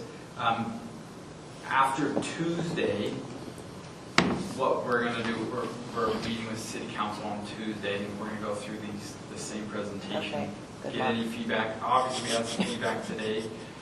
We'll capture those things, and then we'll make those updates at December 2nd. We'll push it out then, but we'll actually have it live probably next Friday. Okay. So that all of these surveys and all of this will be on the website as well. Okay. Thank you. Thank you. That it? Yep. Okay, wonderful. Thank you all. Thank you. Thank you. All right, transitioning to item 6 or item 1 off of the whatever. Now we're done with the business agenda. Moving on to item 1 on the staff report for planning directors.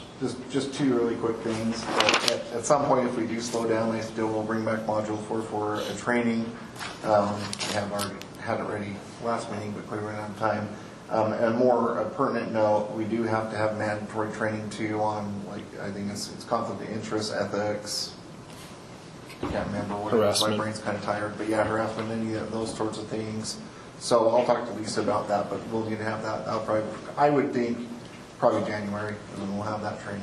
Just heads up on that. So, I mean, if there's any other requests in the meantime for anything specifically, please feel free to email me.